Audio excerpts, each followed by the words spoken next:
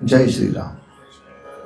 कीर्तन सुरू करण्यापूर्वी एक कीर्तनाचा आराखडा सांगतो. जसं क्रिकेटची मॅच बघायला गेलं की आपण आपल्या मुलांना मॅच कशी असते हे आधी समजावून सांगतो. अजून का नाही खेळत येत ते, अजून टॉस व्हायचा आहे, वळा थांब जरा.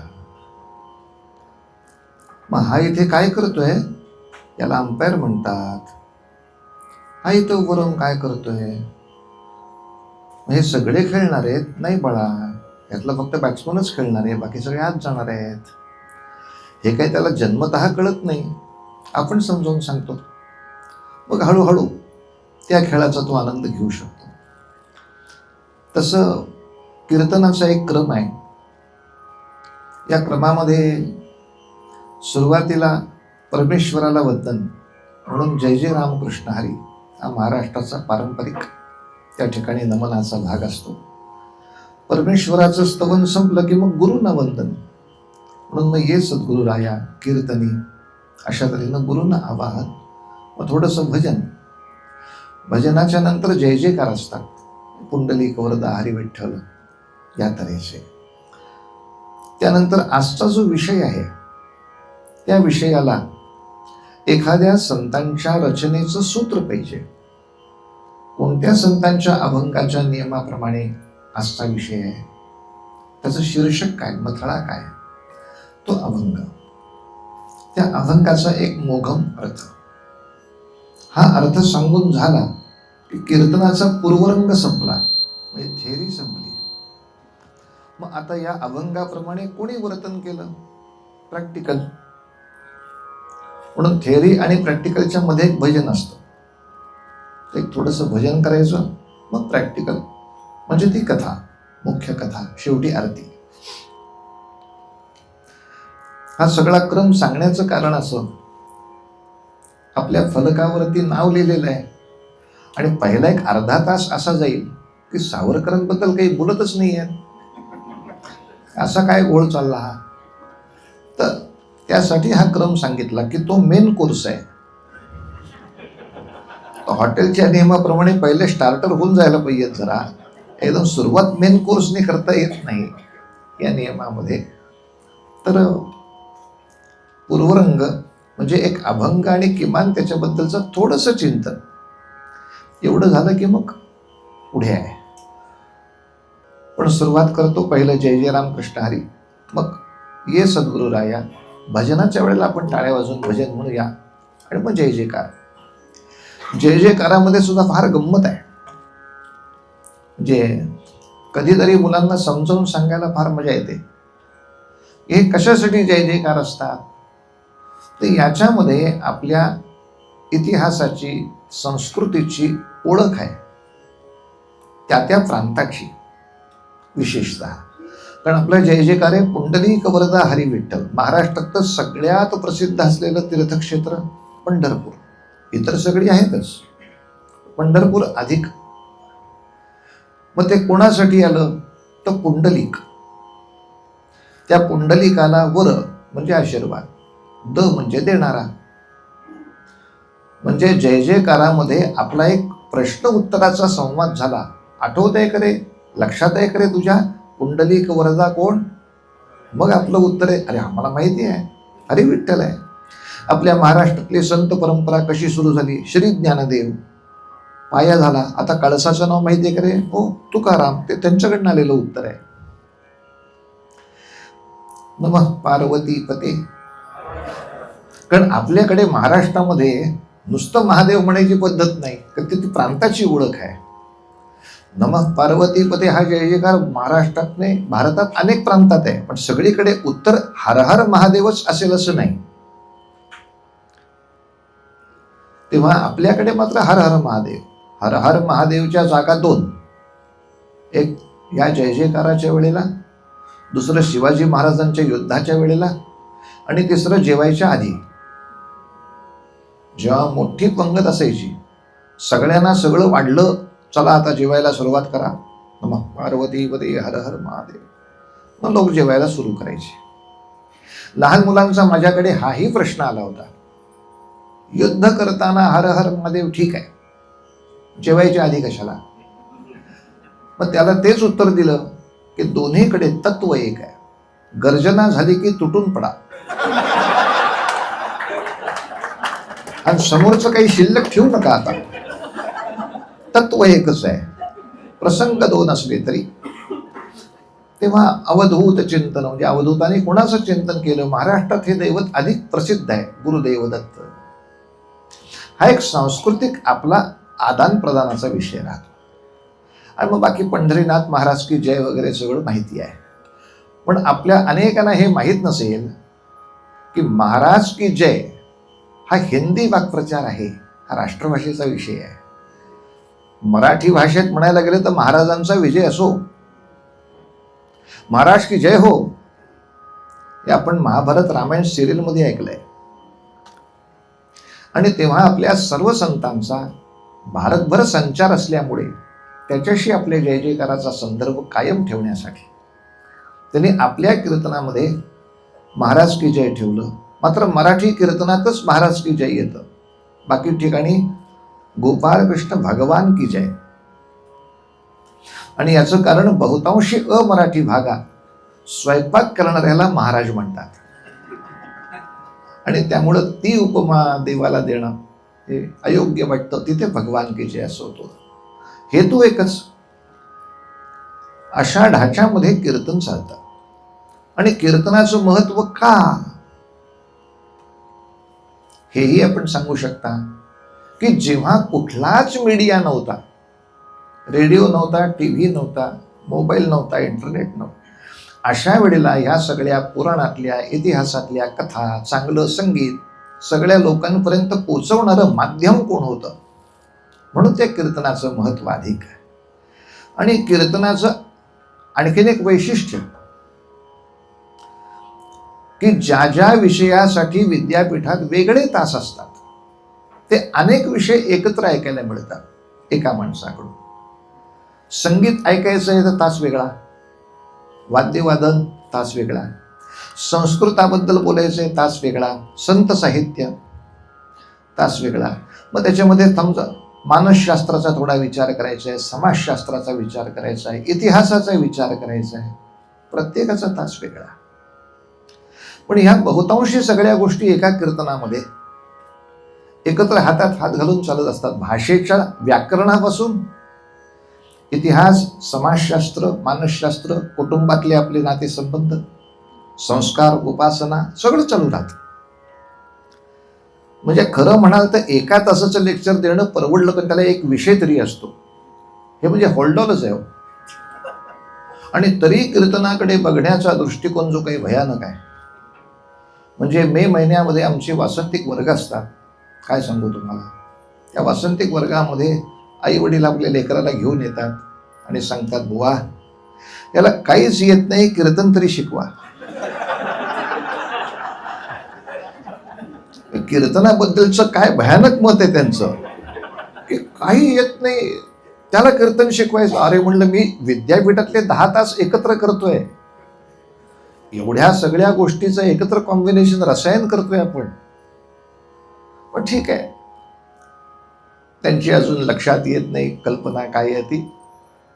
पण इतक्या सगळ्या गोष्टीचं एकत्र मिश्रण असतं.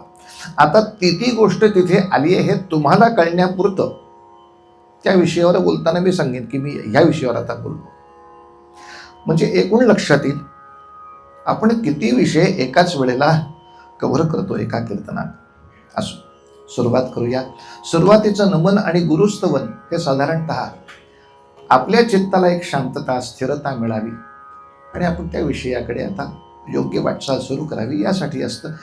नमनामध्ये गोपालकृष्णाचं वर्णन असतं.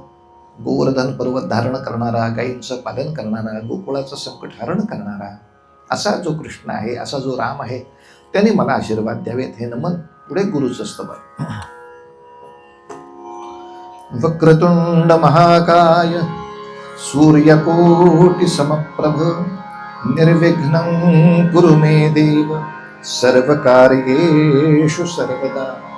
गुरुर्ब्रह्मा गुरुर्विष्णुः गुरुर्देवो महेश्वरः गुरु साक्षात् परब्रह्म तस्मै श्री गुरवे नमः। मूकं करोति वाचालं पंगुं लंघयते गिरिं यत्कृपातमहं वन्दे परमानन्दमाधवम्। हरे जय जय राम, राम कृष्ण हरि हरे जय जय राम, राम कृष्ण हरि जय जय राम, राम कृष्ण हरि जय राम। राम गोवर्धन धर गोपाल नरत गोवर्धन धर गोपाल नरत गोकुल संकट हार। राम गोकुल संकट हारी जय जय राम, राम कृष्ण हरि जय राम, राम कृष्ण हरि जय राम।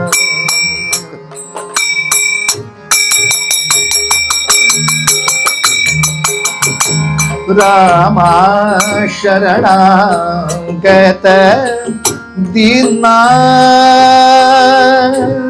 चरणी राम शरणागत दीना चरणी राम करुणा दृष्टि निहारे राम, करुणा दृष्टि निहारे राम, करुणा दृष्टि निहारी जय जय राम, राम कृष्ण हरि जय जय राम, हरि जय जय राम, हरि जय जय राम।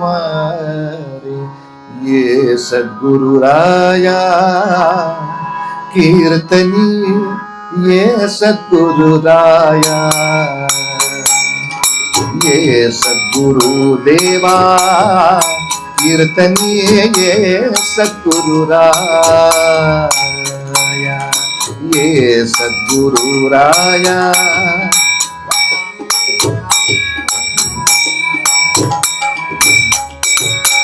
मती बंदनी काहीच नेणू, मती बंदनी काहीच नेणू, सांख्य अथवा न्याया कीर्तनी, सांख्य अथवा न्याया कीर्तनी, ये सद्गुरु राया, ये सद्गुरु देवा कीर्तनी, ये सद्गुरु राया।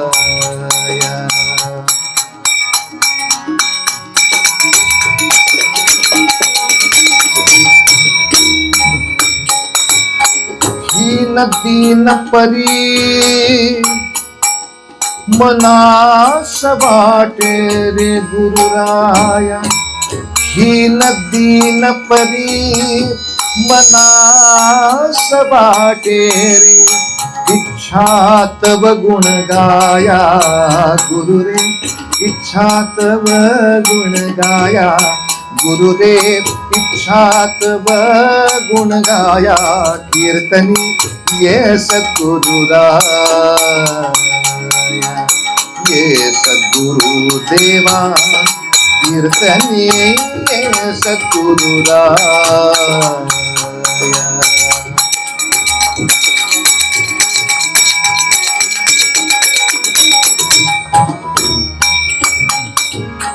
एका विनवी जनार्दनाते, एका विनवी जनार्दनाते, निरंजनी चाराया गुरु रे, निरंजनी चाराया कीर्तनीय ये सद्गुरुराया, ये सद्गुरु देवा कीर्तनीय सद्गुरुराया, ये सद्गुरुराया कीर्तनीय ये सद्गुरुराया, ये सद्गुरुराया, ये सद्गुरुराया. भजन म्हणूया सगळे. रघुपती राघव राजा राम, पतित पावन सीताराम. रघुपती राघव राजा राम, रघुपती राघव राजा राम, पतित पावन सीताराम.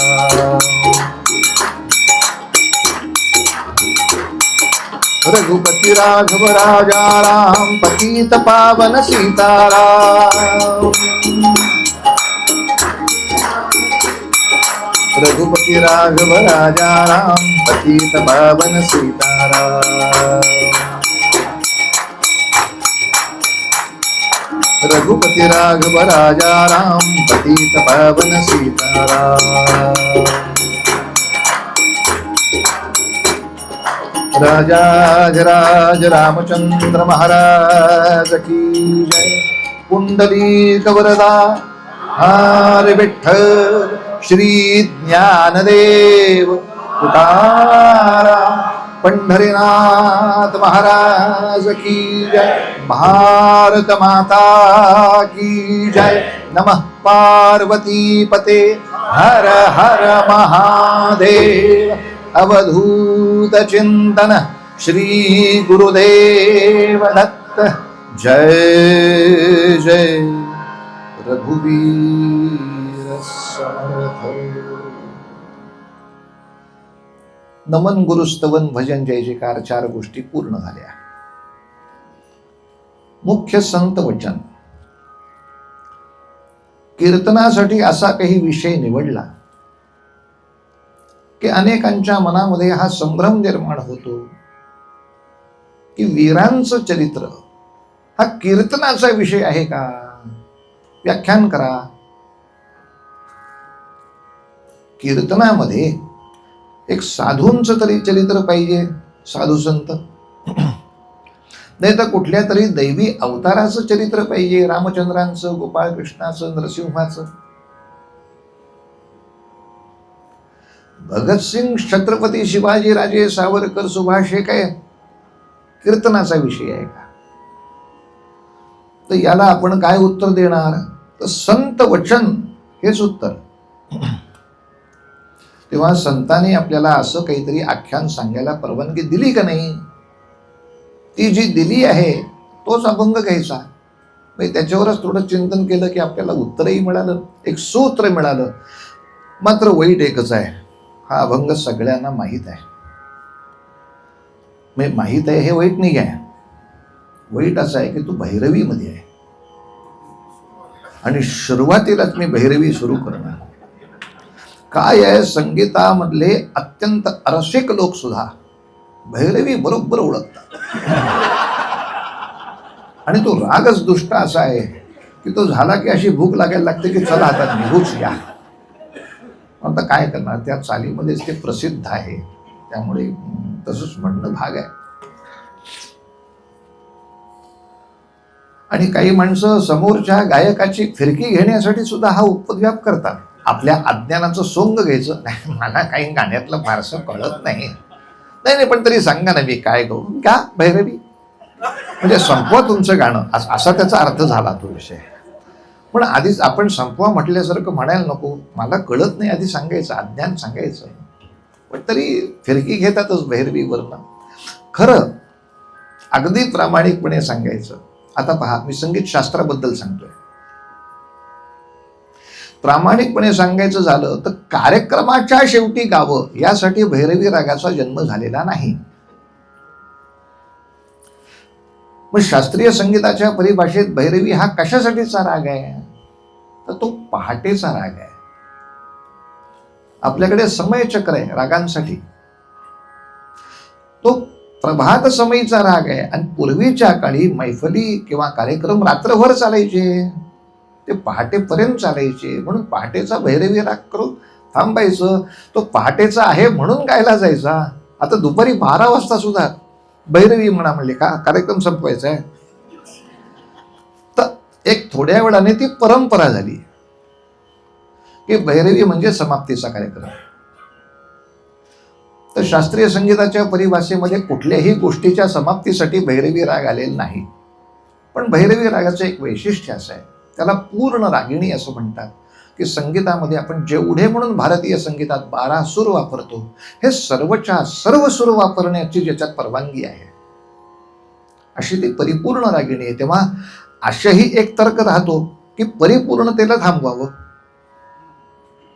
बाकीच्या रागांमध्ये काहीतरी बंधन आहेत, हे घेऊ नका, ते घेऊ नका, हे करू नका. पण जिथे आता परिपूर्णता आली इथे आपला कार्यक्रम थांबावा, अशाही काही थोड्याशा विचारानं त्या भैरवीचा विषय झाला. असो, संगीत विषय झाला. आता परंपरा हा विषय सांगतो. आपण त्या चालीमध्ये गात असताना एक बदल गाणार आहोत, आणि तो म्हणजे परंपरेमध्ये अभंगाची दुसरी ओळ ध्रुवपद असते, पहिली नाही. आता अल्बम झाल्यामुळं झालंय काय, ते गाणं आपण असंच ऐकलंय की ज्याच्यात पहिलीच ओळ ध्रुवपद म्हणून गायली गेली आहे, पण आपण ती गाणार नाही. आपण अभंग ऐकला म्हणजे आपल्याला कळेल की खरंच हे याचं ध्रुवपद नाही. आता ध्रुवपद म्हणजे काय? आकाशामध्ये एवढे तारे असतात, त्यातला जो हलत नाही त्या ताऱ्याला ध्रुव तारा असे म्हणतात.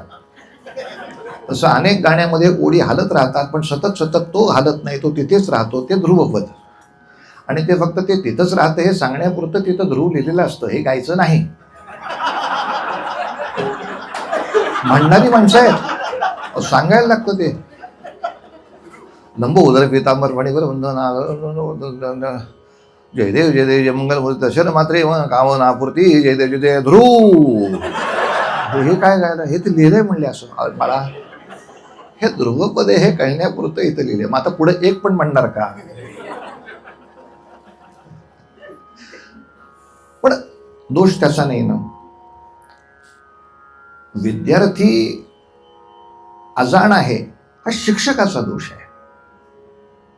त्याने प्रयत्न केला पाहिजे, मला हे नसतं म्हणायचं, असं म्हणायचं, याच्याऐवजी हे म्हणायचं. तेव्हा आपण पहा शब्द, जे कारंजले गांजले त्यासी म्हणे जो आपुले, ही पहिली ओळ आहे. मग ध्रुवपद काय पाहिजे? तोची साधू ओळखावा, देव तेथेची जाणावा, हे अंडरलाईन वाक्य आहे खरं. जे कारंजले गांजले हे प्रस्तावना आहे फक्त, ते महत्वाची ओळच नव्हती ती. कसा साधू असतो? दया करणे जे पुत्रासी तेची दासा आणि दासी. आपल्या लेकरांवर तो जितकी माया करतो तितकेच समाजावर करतो. पण दया करणे जे पुत्रासी तेची दासा आणि दासी, परत जे कारंजले कसं येईल? तर्काप्रमाणे दया करणे जे पुत्रासी तेची दासा आणि दासी, तोच साधू ओळखावा, ही ओळ घ्यायला पाहिजे ना. विषयाच्या अनुसार ही ओळ ध्रुवपद असली पाहिजे. म्हणजे परंपरेबद्दल तर्काबद्दलही बोलून झालं. आता टिकमार्क करा, मी किती विषयावर बोलणार आहे. चला. पंडित स्वर भास्कर भीमसेन जोशींच्या आवाजात हा सगळीकडे प्रसिद्ध आपण काय, जे कारंजले गांजले त्यासी म्हणे जो आपुले, जे कारंजले, बरोबर, वा वा, रंजले गांजले त्यासी म्हणे जो आपुले, तोची साधू तोची साधू तोची साधू ओळखावा, देव तेथेची जाणावा, तोची साधू. आता रंजलेचे कारण नाही आपल्याकडे. आता ध्रुवपद हे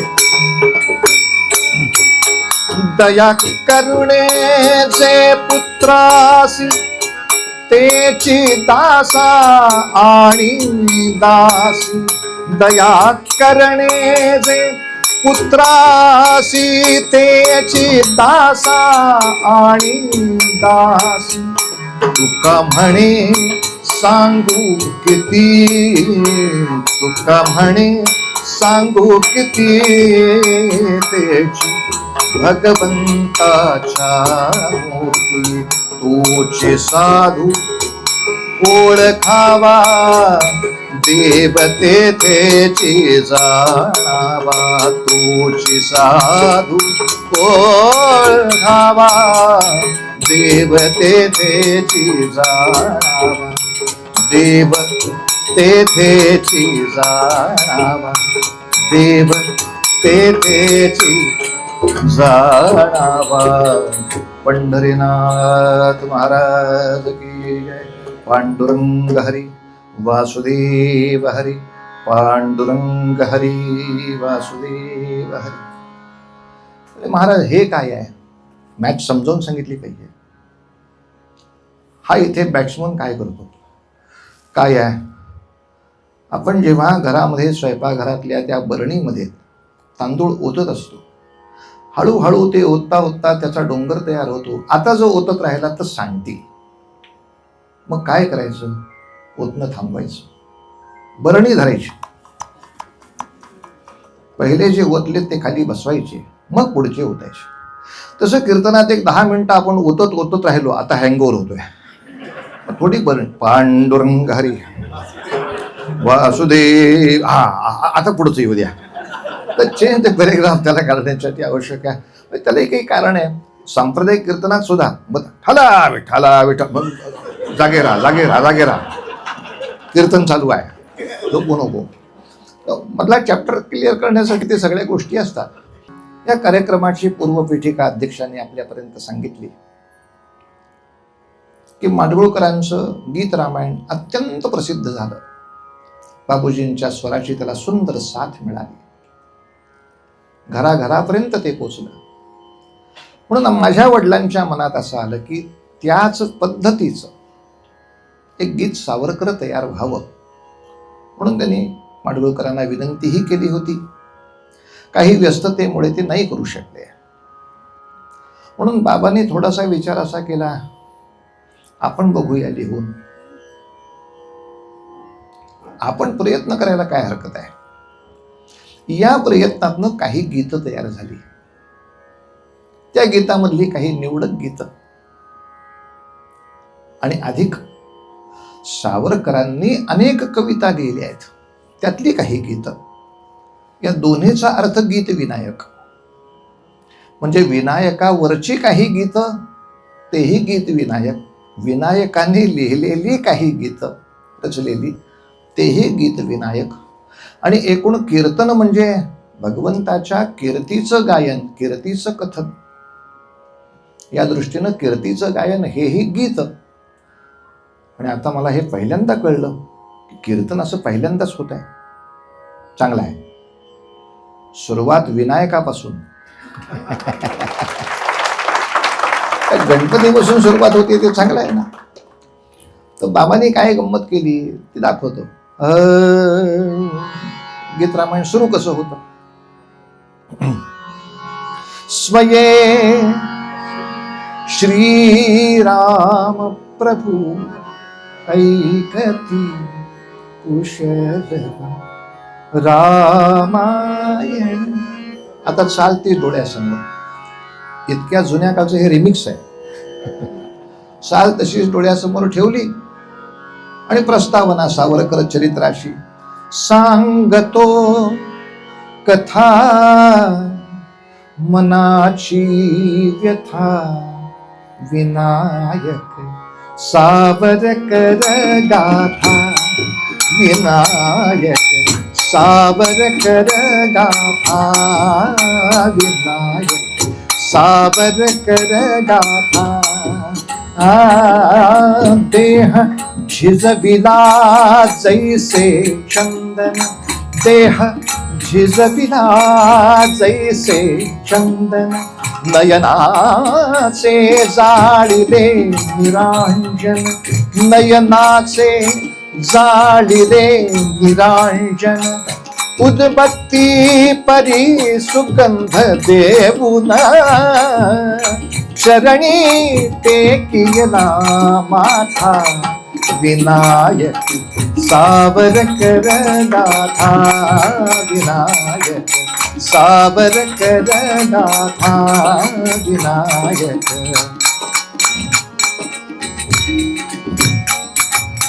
सखी उपेक्षा नित्य सहचरी घोर निराशा सदाच पदरी सखी उपेक्षा शब्द फार गोड आहे सखी म्हणजे मैत्रीण सावरकरांना आयुष्यभर मैत्रीण कोण उपेक्षा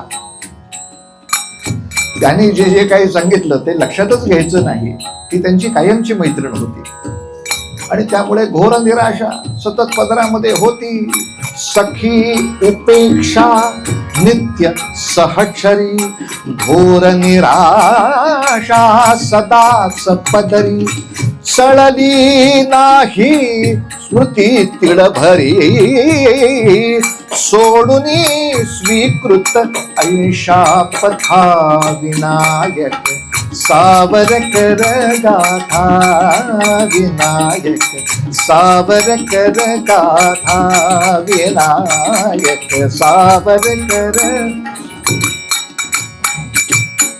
कर्माचा अधिकारी आपण फलागमाची चिंता कापण चिंता करीतो श्री नारायण जगला ऐसी ही गीता विनायक सावरकर गाथा विनायक सावरकर गाथा विनायक सावरकर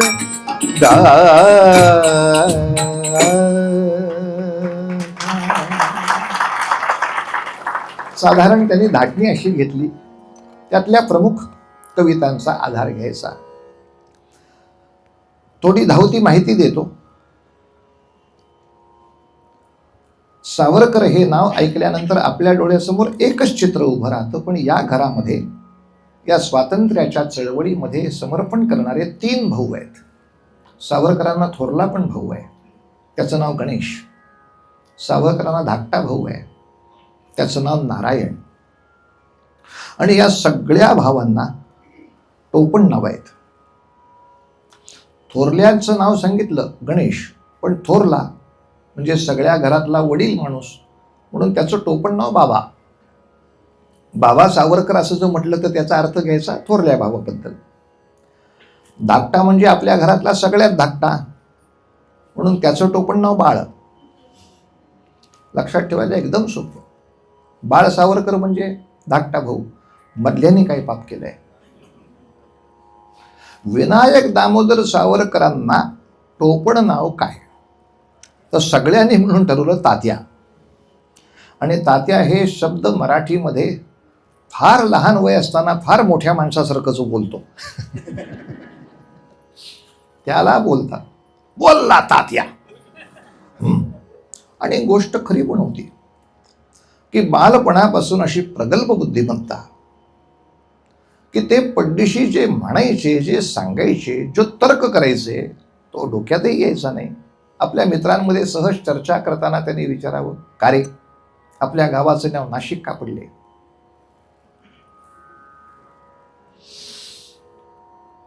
तात्या सिख म्हणजे आजारी हा हा हा हा काय तुझा तर्क झाला आपल्या गावात कोणी आजारीच पडत नसतील अरे आत्ता प्लेगची साथ येऊन गेली काय तुझी स्मृती म्हणायची का तुझी स्मृती म्हणायची नाशिक काय रे तात्या त्याचा उत्तर ते रामायणातलं सांगायचे की या प्रांताचं नाव नुसतं पंचवटी इतकंच आहे इथे रामचंद्र आले शूर्पणखा त्यांच्यावरती भाळली आणि शूर्पणखा सीतेला खाण्यासाठी जेव्हा उद्युक्त झाली तेव्हा तिचं नाक छाटून तिला शासन केलं ते नाक शूर्पणखेचं नव्हतं छाटलेलं, ते रावणाच्या दहशतीचं नाक छाटलं गेलं होतं की रावणाच्या बहिणीचा सुद्धा न्यायासमोर मुलाहिजा ठेवला जाणार नाही. जिथे शत्रूच्या दहशतीचे नाक कापले, नाकाला म्हणायचं नासिका, या अर्थाने ते नासिक त्या ठिकाणी झाले. म्हणजे तात्या डेंजरसच आहेस, कसे काय कुठून लेखाचा संदर्भ जमा करतो, वाचनाची प्रचंड आवड, जे मिळेल ते पुस्तक वाचणं, कुठलं खाऊनच टाकलं समजायचं त्याने. पण एक वाक्य फार सुंदर आहे त्यांच्या चरित्रात, जिथून जिथून मिळेल तिथनं पुस्तकं मिळवायचे, पण एक त्यांना इतिहासाचं पुस्तक मिळालं, त्याचं पहिलं पान फाटलेलं होतं, मिसप्लेस, दुसऱ्या पानापासून ते पुस्तक. आणि त्यांनी सहज आपल्या काकांना विचारलं, काका पहिलं पान कुठं आहे? काकांनी फार सुंदर वाक्य सांगितलं, विनायका लक्षात ठेव, इतिहासाचं पुस्तक नेहमी दुसऱ्या पानापासूनच सुरू होतं. म्हणजे कुठल्याही इतिहासाची सुरुवात कुठपासून होते? मला आठवते तिथपासून. त्याच्या आधी काय होऊन गेलं पहिलं पान कधीच कोणाला दिसत नाही इतिहासाचं. याच्याही आधी कालखंड होता, काळ होता, म्हणजे काहीतरी होऊन गेलो, मला आठवत नाही याच्या आधी काय झालं ते. मला जिथून आठवतंय तिथून इतिहासाचं पुस्तक सुरू होत असतं. तेव्हा त्याचा फार विचार करू नकोस, तू तुझ्या मार्गाने उभा राहा. आणि सावरकरांचा विशेष सांगण्यासारखा असा की या माणसाने वयाच्या 14व्या वर्षी स्वातंत्र्यासाठीची शपथ घेतली आहे. अर्थात आजचा दिवस असा आहे की सर्वच आपल्या देशवीरांची आठवण काढावी. आपण सर्वच देशवीरांच्या प्रातिनिधिक स्वरूपात सावरकरांना पाहतो आहोत. का? या सगळ्यांच्या प्रातिनिधिक स्वरूपात त्यांना का बघायचं? कारण अनेक देशभक्तांनी ज्या ज्या गोष्टी केल्या त्याचा एक समुच्चय सावरकरांमध्ये आहे. काही देशभक्तांनी कारावास सोसले, पण त्यांनी काव्य केलं असेलच असं नाही. काही लोकांनी काव्याने आपल्या देशाला प्रेरणा दिली आहे, पण ते प्रत्यक्ष संग्रामात उतरले असतील असंही नाही. काही संग्रामात उतरले असतील, पण त्यांनी शस्त्र हातात घेतलं असेल असं नाही. काही जण कारावासात गेले असतील, पण त्यांनी कैद्यांचं प्रबोधन केलं अशी कथा असेलच असं नाही. अनेकांनी फाशीचे दोर हलवलेही असतील. तेव्हा सगळ्यांनी केलेल्या, काहींनी प्रबोधनात्मक काम केलं, पण ते प्रत्यक्ष फील्डमध्ये तसे उतरले नाहीत. याच्यातलं हे आहे, याच्यातलं हे आहे, याच्यातलं हे आहे, याच्यातलं हे आहे, सगळ्यातलं हे आहे, फक्त एकच नाहीये, फाशी नाही गेले. पण बाकीच्या सगळ्या गोष्टीचा विचार करता अनेक देशवीरांनी ज्या ज्या म्हणून समर्पणाच्या गोष्टी केल्या त्या सर्व त्या ठिकाणी समुच्चयाने आलेले आहेत. त्याचं समर्पण मोठं आहेच. एक प्रातिनिधिक आपण गणपती बाप्पा बसवलेत समोर, विनायक. तर गोष्ट अशी सुरू होते महाराज. नाशिकच्या शेजारच्या भगूर नावाच्या एका खेडेगावात सावरकरांचा जन्म. आणि जेव्हा त्यांना कोणी विचारलं, गाव म्हणले सावरकर असं तुमचं आडनाव, म्हणजे तुमचं मूळ गाव सावरी असलं पाहिजे. पण साधारणतः गावाच्या नावाला कर लावावा अशी आपल्याकडे पद्धत आहे, श्रीरामपूरकर. तेव्हा तुमचं गाव सावरी असावं नाही. तर याला दामोदर सावरकरांचं उत्तर फार छान. ते म्हणाले, तुमचा तर्क बरोबर आहे, चूक नाही, पण फक्त सावरी गावावरनं आम्ही इथे आलो, ही ओळख अपुरी आहे. खरी ओळख, कर या शब्दाचा अर्थ होतो हात. म्हणून लग्नामध्ये नवरा नवरीचा हात एकमेकांच्या हातात देणं करग्रहण विधी. माहीत नसला तर करग्रहण विधी, हे ग्रहण नाही करायचं आहे. कधी हात हातात घेणे. त्यामुळे कर म्हणजे हात. आणि सावरकर म्हणायचे, देशाची अवनत अवस्था असताना त्याला सावरण्यासाठी जो हात धावत जातो तो सावर कर. ही त्यांना जास्त आवडणारी कोटी असायची की तो खरा सावरकर, जो देशाच्या अवनत काळी त्याच्यासाठी धावत जातो आणि गोष्ट खरी होती. भारतीय स्वातंत्र्यासाठी बलिदान करणाऱ्यांची जी महाराष्ट्रातली परंपरा, याच्यामध्ये उमाजी नाईक होऊन गेले, ज्यामध्ये वासुदेव बळवंत फडके होऊन गेले, ज्या सगळ्या संप्रदायामध्ये चाफेकर बंधू होऊन गेले, पण चाफेकर बंधूंना फाशी झाल्याची वार्ता वृत्तपत्रात वाचली मात्र तेव्हा सावरकर 14 वर्षाचे होते फक्त. शालेय शिक्षण चालू होतं. भगूर खेड्यामध्ये फारशी व्यवस्था नव्हती, त्यामुळं नाशिकला जाऊन येऊन आपलं शिक्षण चालू राहिलं. पण जेव्हा चाफेकरांना फाशी झाल्याची वार्ता ऐकली, मनात असं आलं, म्हणजे शत्रूशी संघर्ष करून बलिदान करणाऱ्यांची मालिका थांबली की काय? आता हे कोण सांभाळणार? आणि आपल्या नेहमीच्या मनप्रवृत्तीप्रमाणे मनात आलं, कोणीतरी सांभाळलं पाहिजे, कोणीतरी. आणि मग सावरकरांचं स्वतःच मन उलट करून सांगते, कोणीतरी का? तू का नाही म्हणत मी सांभाळतो? सारखं तू दुसऱ्यावर का अवलंबून राहतोयस?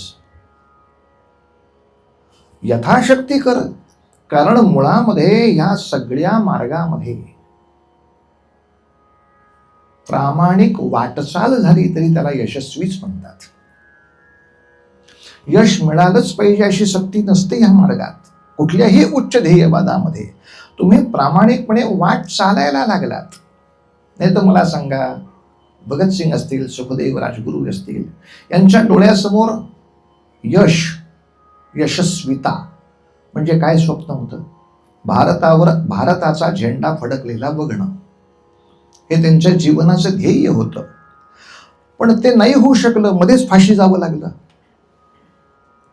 मग ते त्यांच्या मनातलं ध्येय पूर्ण झालं नाही, म्हणून भगतसिंगांचं जीवन अयशस्वी झालं असं आपण म्हणतो काय? यश या शब्दासाठी ते पूर्णच झालं पाहिजे असं नाहीये. तू प्रामाणिकपणे वाटचाल केलीस ना तरी सुद्धा ते यश आहे. आणि एवढ्यासाठी आपल्या राहत्या घरामधल्या देवी समोर 14 वर्षाचा बालक प्रतिज्ञा उच्चारतो. कल्पना करा, आपण एखाद्या वीराचं कौतुक का करतो? त्याच्यात कारण आहे की 14व्या वर्षी आपल्याला काय सामाजिक भान असतं. शाळेमध्ये शिक्षक देतील तेवढं असतं थोडंसं, पण असं काय सामाजिक भान असतं की या देशातल्या अनेक समस्यांचं मूळ पारतंत्र्य आहे. आणि म्हणून ते देवीच्या समोर सांगतायत, देवी अग वाचिली कथा, वाचिली कथा चाफेकर बंधूंची, मग आग जाहली माझ्या सर्वांगाची. वाचली कथानी चाफेकर बंधूंची, वाचली कथानी चाफेकर बंधूंची, मग आग जाहली माझ्या सर्वांगाची. आग जाहली माझ्या सर्वांगाची, वाचली कथानी चाफेकर बंधूंची.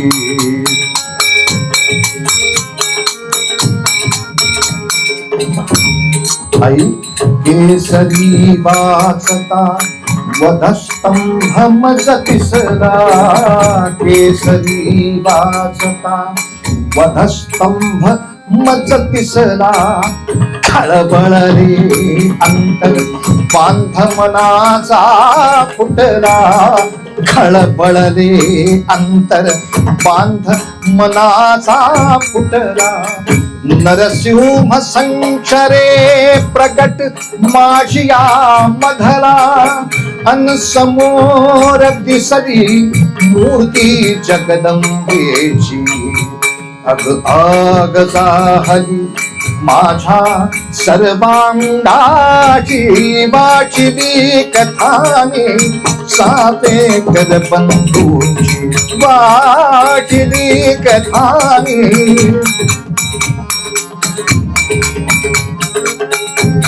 शब्द असे उच्चारले गेले.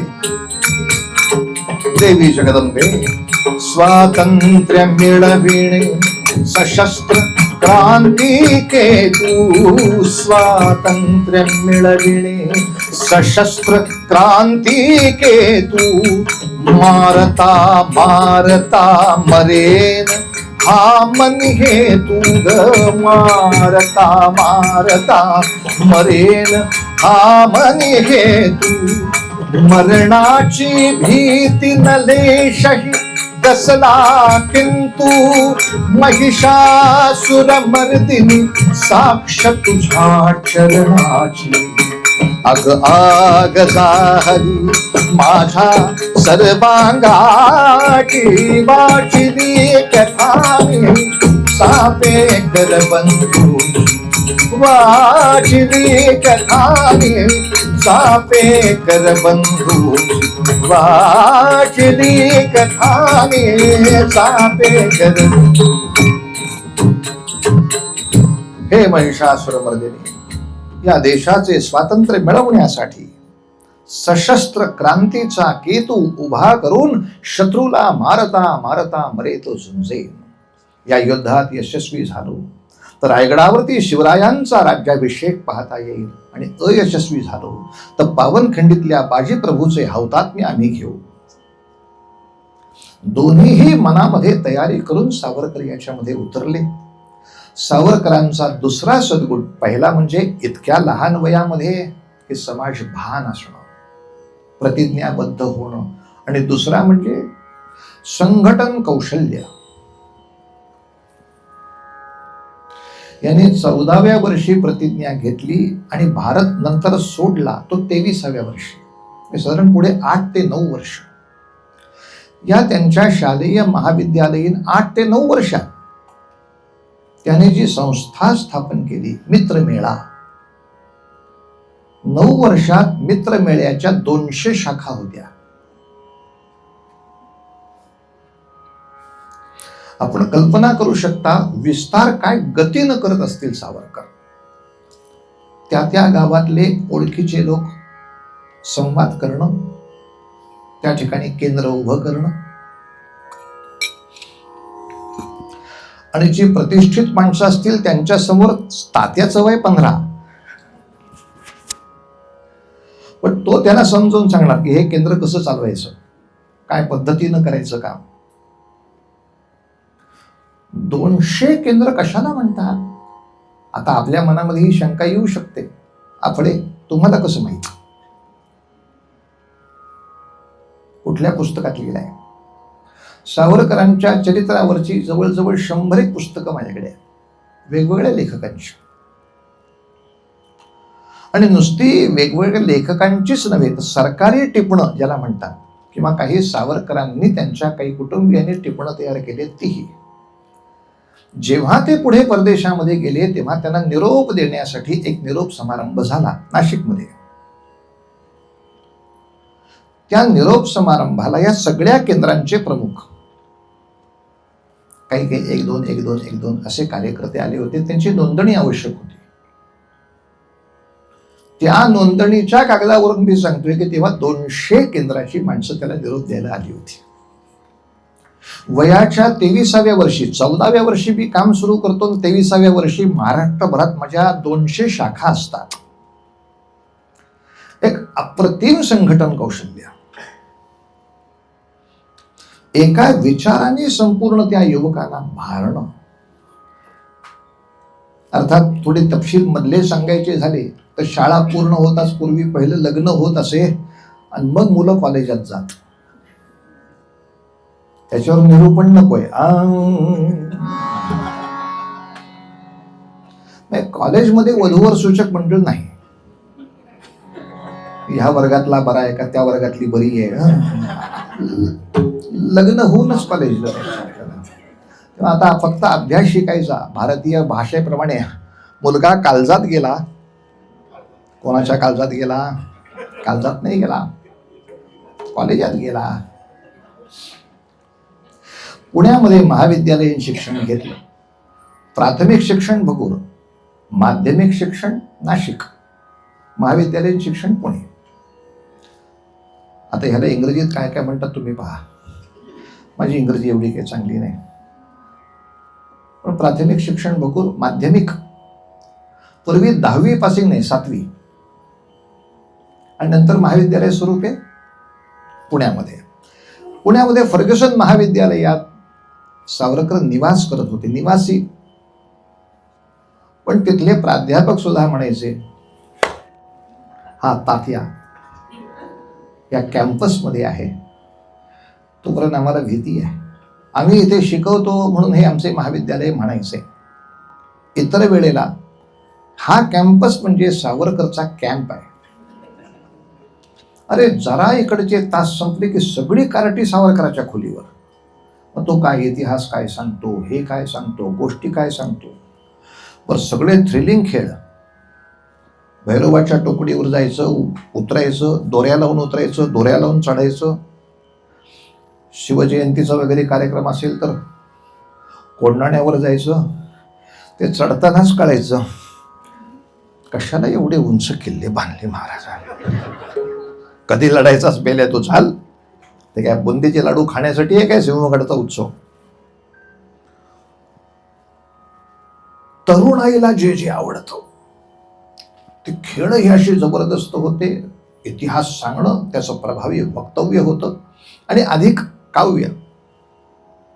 सगळी मुलं म्हणायचे, तात्या तात्या काय मस्त कविता करतोस रे. आपण रोज इथे शिवाजी महाराजांच्या कथा ऐकतो आणि शिवाजी महाराजांच्या तसबिरी पुढं आरती कुठली म्हणतो, नवथवती विक्राळा ब्रह्मांडी माळा. पण शिवाजीची आरतीच नाही आहे.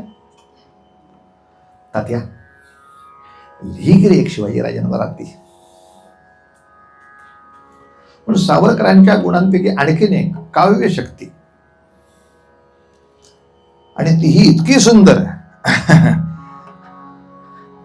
ए मेरे दिल तू काय असं काय म्हणायचं मध्ये काही सुचलं ते ए आया ओ घ्या होता. शब्द काढावा. अर्थात आता आपण जी ती चाल ऐकतो ही मंगेशकरांनी लावलेली आहे. जेव्हा त्या मित्रमेळ्यामध्ये सावरकरांच्या समूहात ते गायलं जात असेल तेव्हा ते आरतीच्या चालीमध्ये होतं. सुखकर्ता दुःखहर्ता वार्ता विघ्ना जय देव जय जय शिवराया या या अनन्य शरणा आर्या ताराया जय देव. हीच मूळ चाल. पण अशा चालीत पडलं की माणसं निघायला लागतील. चालीची एक सवय असते. त्यामुळं फार सुंदर चाल मंगेशकरांनी केली आहे. सावरकरांनी महाविद्यालयात असताना छत्रपती शिवरायांवर केलेली आरती आणि निरूपणही करायचे. नुसती आरती करू नका. अनुकरण ही सगळ्यात आदर्श पूजा. बाबा आमट्यांच्या फोटोला हार घालणे ही गौण पूजा. त्यांनी जे सामाजिक कार्य केलंय त्याचं यथाशक्ती अनुकरण ही श्रेष्ठ पूजा. त्यामुळे शिवरायांचं यथाशक्ती अनुकरण करायचा आपण प्रयत्न करू. पण ती प्रेरणा आपल्याला त्या पूजेतून मिळेल. म्हणून ही पूजा जय देव जय जय शिवराया जय देव जय जय शिवराया जय जय शिवराया या या अनन्य शरणा आर्या ताराया जय देव जय जय शिवराया जय देव. आर्यांच्या देशावरील लेंछांचा घाम, आर्यांच्या देशावरील लेंछांचा घाला आला आला सावध हो शिव भूपाला. सदगदिता भूमाता दे तुझ हा केला, दे तुझ हा केला. करुणारव भेदून तव हृदय नका गेला. जय देव जय जय शिवराया जय जय शिवराया या या अनन्य शरणा आर्या ताराया जय देव जय देव.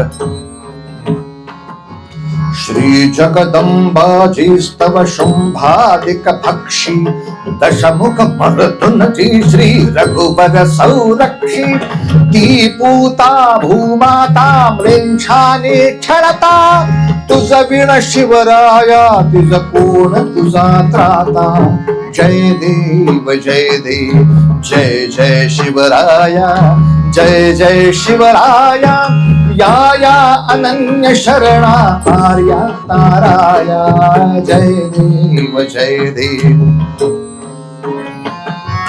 त्रस्त आम्ही दीन आम्ही शरण तुला त्रस्त आम्ही दीन आम्ही शरण तुला परवशतेच्या पाशी मरणोन्मुख झालो साधु परित्राणाया दुष्कृती नाशाया भगवन भगवत गीता सार्थक कराया जय देव जय देव जय जय शिवराया जय जय शिवराया या अनन्य शरणा आर्या ताराया जय देव जय देव जय जय शिवराया जय जय शिवराया जय जय शिवराया छत्रपती शिवाजी महाराज की जय. कॉलेज कॅम्पस मध्ये हा जय जयकार करणं त्या काळामध्ये फार मोठं धाडस होत होते.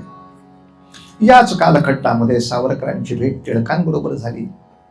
अर्थात ही दोन नावं घेतल्यानंतर असं वाटतं बाबा दोन राष्ट्रदूत भेटले का. सावरकरांचं वय 20. तेव्हा टिळक अखिल भारतीय काँग्रेसचे प्रचंड मोठे नेते, म्हणजे देशामधली जी 3 नावं सगळ्या देशाला पाठ होती, लाल बाल पाल, यापैकी लाला लजपत राय, पाल म्हणजे बिपिनचंद्र पाल बंगालचे, आणि बाळ म्हणजे बाळ गंगाधर टिळक महाराष्ट्राचे, पंजाब महाराष्ट्र बंगाल. लाल बाल पाल या त्रयीचं नाव भारतात माहीत नाही असा राष्ट्रभक्तच नाही, इतकं मोठं ज्यांचं नाव. अशा लोकमान्य टिळकांची भेट झाली. या मुलाचे बाकी सगळे हेतू इच्छा टिळक ऐकत होते. सगळी कथा ऐकून झाल्यानंतर आपल्याला वाटेल बुवा सगळी तर कथा तुम्ही सांगितली, यात काय राहिलं सप्ताह करण्यासारखं. तर सावरकरांनी त्यांच्या महाविद्यालयीन वयात एवढी एकच नाही कविता लिहिली, अशा अजून 40 कविता आहेत ज्याच्यावरचं निरूपण आता नाही करणार. अभ्यास आहे, फार सुंदर आहे. टिळकांची भेट झाल्यानंतर या महाविद्यालयीन युवकानं एक इच्छा अशी व्यक्त केली. पुन्हा महाविद्यालयात 300 मुलांचा गट होता. इच्छा अशी व्यक्त केली, आम्ही काही देशभक्तीपर कार्य करायची इच्छा करतो, काय करू, आपण मार्गदर्शन करा. टिळकांनी एक कल्पना अशी दिली, पहा सावरकर, तुम्ही माझ्याकडे आता हे विचारत आहे ते इसवी सन आहे 1905. 1905 इंग्रज लोक बंगालची फाळणी करतायत. बंगालचे 2 तुकडे होत आहेत, पूर्व बंगाल, पश्चिम बंगाल. तर आमच्या एका प्रांताचे तुम्हाला तुकडे करायचा अधिकार नाही. आमच्या प्रांताचे तुकडे केले तर याचा आम्हाला राग आलाय, याची आम्हाला वेदना आहे. ही वेदना सगळ्या देशात उमटली पाहिजे, ती त्याला दिसली पाहिजे. तर त्याला जिवंत राष्ट्र म्हणतात. देह जिवंत आहे कशावरून? पायाच्या करंगळीला जो उदबत्ती लावली, सगळ्या शरीरात त्याची वेदना येते. पाठीत धपका घातला, डोळ्यातनं पाणी. डोळे म्हणतात का आपण कुठं पाठीकडे आहोत, आपण तर इकडे आहोत. ठेच लागली तर मस्तकात कळ जाते. हा जिवंत देह, आणि यातलं नाही झालं की पोचवा, यांना काही उपयोगच नाही. कुठेही काही केलं तरी काहीच उमटत नाहीये. राष्ट्र जिवंत आहे कशावरनं? पंजाबवर जरी हल्ला झाला, आंदोलन सगळ्या देशात उभं राहायला पाहिजे. आमचा पंजाब आहे. बंगालवर अत्याचार झाला, अख्ख्या देशात वादळ उठलं पाहिजे. आमचा बंगाल आहे. असं काय करता? पहा, तुम्ही विद्यार्थ्यांच्या पातळीवर तुम्हाला निषेध कसा व्यक्त करता येईल पहा. बस एवढाच मुद्दा सावरकरांनी पकडला. पण असा काही निषेधात्मक कार्यक्रम असेल, आपण उपस्थित राहाल ना? निश्चित येईन. शब्द आहे टिळकांचा. असा शब्द दिल्यानंतर बऱ्याच लोकांनी टिळकांना सल्ला दिला, वेडे आहात का तुम्ही? काय त्या पोराटोरांच्या कार्यक्रमात जाताय? तुमची काय लेव्हल, ती पोरं काय? म्हणजे अगदी अलीकडच्या काळात तुम्हाला हे चित्र पटकन जर दाखवायचं असेल तर एका कॉलेजातल्या युवक मंडळाचा अध्यक्ष यांनी जर अमित शहाना सांगितलं, आता टिळकांची लेव्हल सगळ्या देशामध्ये या लेव्हलचे तुम्ही नेते आहात की आमच्या कॉलेजचं एक गॅदरिंग आहे, यान का? Amit Shah is not the person for that. तर हा पोरखेळ आहे पोरांचा, तुम्ही कुठे येता? टिळकांचं वाक्य मोठं छान आहे, अरे आपल्यासारखी वजनदार माणसं तिथे आली म्हणजे तो पोरखेळ राहणार नाही. मी जर गेलोच नाही तर तो पोरखेळ आहे. पण अरे अमित शहा सारखी माणसं आली होती, ह्यांच्यासारखी माणसं, मग तो पोरखेळ वाटत नाही. मुलांच्या इच्छेला आपण वजन प्राप्त करून दिलं पाहिजे. बघू तर खरी काय करतो. आणि मग तात्यांनी ती कल्पना मांडली आपल्या मित्रांमध्ये. आम्हाला राग आलेला आहे असं आपल्याला दाखवायचं आहे. काय करूया? हा इंग्रज आपल्याकडून कमी दरात कच्चा माल नेतो आणि तो पक्का करून जास्त दरात आपल्याला विकतो. त्याच्यावर तो श्रीमंत होतो. त्या पैशाच्या जोरावर आपल्यावर अत्याचार करतो. तेव्हा आता ह्याच्या पुढे आम्ही तूप पाठवलेले कपडे वापरणार नाही. अशी परदेशी कापडावर बहिष्कार. होळी एक रागाचं प्रतीक. होळी करू.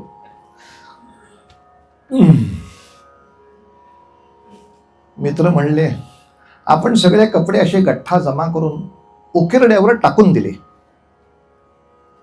तर होईल की नाही? आपण उकिरड्यावर टाकले की तिथे ते फुकट मिळालेत म्हणून घरी घेऊन जाणारी गाढवं खूप आहेत. तेव्हा नुसते उकिरड्यावर टाकल्याने राग पुरेसा व्यक्त होत नाही. आपला देशप्रेम हे गाढवांना उपकार नकोत व्हायला. ते बाबा असंच रोज बहिष्कार टाकत जा, आम्ही नेतो घरी फुकटचं. होळी ते पेटवायचे. एक मनामध्ये सहज प्रश्न येईल, कपडे पेटवण्यात शौर्य काय आहे? याचं उत्तर आपल्याला लक्षात आलं पाहिजे. कृती शौर्य अशी नाही आहे, कोणासमोर करायची ते शौर्य आहे. इंग्रजाच्या सैनिकांसमोर तुम्हाला हे करायचं आहे. इंग्लिश लोकांचं पोलीस दल तिथे असताना तुम्हाला ते करायचं आहे. कोणीच बघत नाही म्हणून बाथरूम मध्ये जाऊन हातरुमाल जाळायचा असा पराक्रम नाही येतो. कपडे पेटवणं महत्वाचं नाहीच आहे त्यातलं. इंग्रजाच्या तोंडावर घोषणा देणं, आम्ही तुमचा निषेध करतो, आम्ही तुम्हाला घाबरत नाही. इंग्रजासमोर बोलण्यात ही गंमत आहे. पण मुळात ते लाठी हल्ला काय पद्धतीनं करायची आपल्याला कल्पना आहे. बरं, तुमच्या मोर्चावर आम्ही लाठी हल्ला करणारच नाही असं काही त्यांनी आश्वासन नाही दिलेलं. आणि आश्वासन दिल्यावर ते पाळतात हे समजणारही आपण मूर्खच. मग ते शत्रू कशाला आहेत? कसा असतो हो लाठी हल्ला? सोपं सांगतो, घरी जाऊन एक अनुभव घ्या. कपडे वाळत घालायची काठी असते ना, त्या छोट्याशा काठीनं आपल्या गुडघ्याच्या खाली असलेल्या हाडावर, ज्याला मराठीत नडगी असे म्हणतात, या गुडघ्याच्या खाली असलेल्या हाडावर आपल्याला सहन होईल एवढाच एक फटका मारा. तो एक आपल्याच हाताने आपल्याच नडगीवर फटका मारल्यानंतर जो काही आनंद येतो, आहा, आनंदाचे डोही, आनंद तरंग, आनंदाची अंग. आता याच्यावरून फक्त गणित मांडा. असा त्या नडगीवर तुमची गच्चांडी धरून पोलिसांना असा उगारलेला हात आणि राटकन बसला ती छाट. हे पोलीस करणार आहेत किंवा करू शकतात हे माहीत असताना मोर्चात याल काय? हे होऊ शकतं. क्रिकेटचं पॅड बांधून तिथे यायला परवानगी नाही. हे होणार आहे हे माहीत असताना 300 मुलं आली, हे सावरकरचं कौतुक आहे. त्यातल्या कोणी बायकोट नाही, माझे होणार असेल तर नको बुवा. बरं, 300 ही फक्त फर्ग्युसन महाविद्यालयातली मुलं झाली. त्यांच्या इतर लोकांपर्यंत ही बातमी पोहोचवली. मग कुठल्या काही शाळांची मुलं, मग त्यांचे नातेवाईक, अर्थात त्यांचे बरेचसे नातेवाईक आपल्या मुलांना सिक्युअर करायला येत होते. त्याचे एक गडबड झालीच तर पटकन पळवता येईल त्याला. कुठल्या का नात्याने या ना पण तिथे. आणि ही होळी दसऱ्याच्या दिवशी 1905 सालचा दसरा होता तो. म्हटले, तात्या तुला काय अक्कल आहे का? उत्सव दसऱ्याचा आणि कृती होळीची. व्हॉट इज दिस कोंबडीचं पीस? तात्याचं उत्तर छान आहे. दसरा म्हणजे सीमोल्लंघन, सीमा ओलांडून पलीकडे जायचं. मग आपण दाखवायचं, आम्ही इंग्रजाला घाबरतो, ही आमची सीमा आम्ही ओलांडली. सीमा ओलांडल्याची ताकद त्याच्यात दाखवायची आहे ना. त्याला सीमोल्लंघन, विजयाकडे जाणारी दशमी आहे ना ती, करायचीच. आणि मग ह्या प्रसंगावरती गाणं लिहिताना आमच्या बाबांनी विचार असा केला की ही सगळी मुलं ती परदेशी कपडे जमा करून होळी करायच्या मागे असतील, त्यांचा उत्साह कसा असेल. तर रामायणामध्ये सगळे वानर सेतू बांधताना त्यांचा जो उत्साह राहील, हा देशप्रेमाकडे जाणारा सेतू होता, तसा असणार. त्यामुळे बाबाने त्याची समश्लोकी केली. रामायणातलं गाणं कुठलं? सेतू बांधारे, सेतू बांधारे, सेतू बांधारे, सेतू बांधारे, सेतू बांधारे सागरी, सेतू बांधारे सागरी, सेतू बांधारे सागरी. सियावर रामचंद्र की जय. होळी मांडारे, होळी मांडारे, ओ होळी मांडारे, होळी मांडारे, होळी मांडारे साजरी, होळी मांडारे साजरी, होळी मांडारे साजरी. प्रभूवर लोकमान्य की जय. होळी मांडारे, होळी मांडारे, हे होळी मांडारे, होळी मांडारे, हे होळी मांडारे. दारो दारी फिरवा जोळी, अळी अळीतून द्या आरोळी. दारो दारी फिरवा जोळी, अळी अळीतून द्या आरोळी. विदेशी कपडा गल्लो गल्ली, विदेशी कपडा गल्लो गल्ली, जमवा डोंगरवरी. होळी मांडारे साजरी, होळी मांडारे साजरी, होळी रसा रसा गोजरी. प्रभूवर लोकमान्य की जय. होळी मांडारे, होळी मांडारे, होळी मांडारे, होळी मांडारे. वा.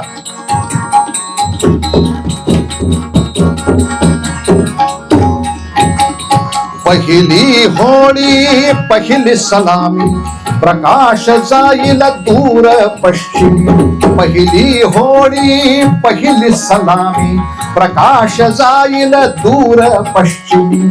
साहेबाला दिसेल जळता, साहेबाला दिसेल जळता, द्वेषाग्नी किती उरी. होळी मांडारे साजरी, होळी मांडारे साजरी, होळी मांडारे साजरी. प्रभूवर लोकमान्य की जय. होळी मांडारे, होळी मांडारे, हे होळी मांडारे, होळी मांडारे, होळी मांडारे. सियावर रामचंद्र की जय. गीत विनायक हा प्रकार आहे. थोडी समजलो की, पण टिळकांच्या सूचना किती सुंदर होत्या. सावरकर होळी करा, पण समारंभ झाल्यानंतर ती पूर्ण विजेपर्यंत घरी जाऊ नका. कारण नतद्रष्ट लोक त्यातलेच कपडे इतर ठिकाणी टाकतील आणि तुमच्यामुळे आगी लागल्या हे कारण नसताना तुमच्यावर वालंटील. छोट्या छोट्या गोष्टी महत्वाच्या आहेत त्या करा. आणि स्वतः अर्थात टिळक उपस्थित राहिलेच. तेव्हाच टिळकांचं भाषण सुद्धा जबरदस्त आहे. त्या होळी समोर भाषण. आज साहेबाला कळेल आमच्या तरुणांची शक्ती सीमित आहे, म्हणून फक्त कपडे पेटले आहेत. पुढचं सांगायला लागलं तर मग काय विनोद राहिला. या आगीची धग पार्लमेंटला लागल्या वाचून राहत नाही. कृती चांगली का वाईट असं नाही ठरवता येत. सुरीनं पोट फाडणं कृती चांगली का वाईट. चोराने केलं तर वाईट, डॉक्टरनं केलं तर ऑपरेशन करताना त्याला करायला लागेल ना ते. त्याचा हेतू काय होता आणि त्याचा परिणाम काय आहे. बंदुकीतनं गोळ्या घालणं काही चांगलं का वाईट असं कसं ठरवता येईल. शत्रू जर निरपराध्यांवर बंदुकीतनं गोळ्या घालत असेल तर ते वाईट, आणि देशाचं रक्षण करण्यासाठी सैनिक शत्रूवर घालत असतील तर ते चांगलं. बंदुकीतनं गोळ्या घालणं चांगलं का वाईट हा अर्धवटाचा प्रश्न झाला. तेव्हा शस्त्र मिळवणं, शस्त्र शिकणं, पाठवणं चांगलं का वाईट, हेतू काय. जगामध्ये दहशतवाद पसरवणं हा हेतू आहे का. दुसऱ्यांना घाबरवून आपल्याला आपले खिशे भरून घेणं हा हेतू आहे का. माझ्या देशातल्या निरपराध्यांचा त्रास कमी होणं. जर देशप्रेमी लोकांकडे काही शस्त्राचं बळ आहे असं कळलं तर शत्रूचे छळ कमी होतील, एवढाच मुद्दा.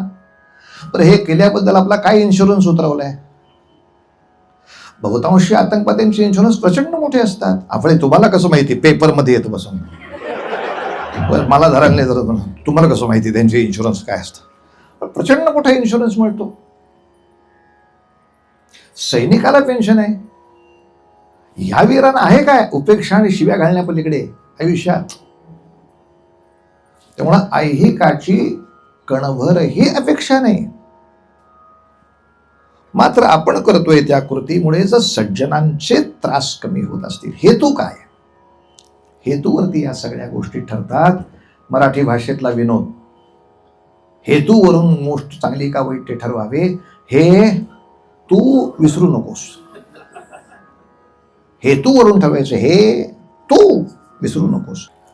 जर्मनीपासून ज्या ज्या लोकांना सगळ्यांना सन्मानाने जगण्याचा अधिकार द्यावा असं वाटतं अशा सर्व देशांनी एका सभेत भारताला समर्थन दिलं. एका सावरकराची किती कामं सांगायची. आणि चौथं एक शेवटचं काम महत्वाचं सांगतो, जो डिसिजन मेकर आहे ते म्हणजे जेव्हा परीक्षा उत्तीर्ण झाली तोपर्यंत या महाराजांनी पिस्तुलाचं ज्ञान मिळवलं.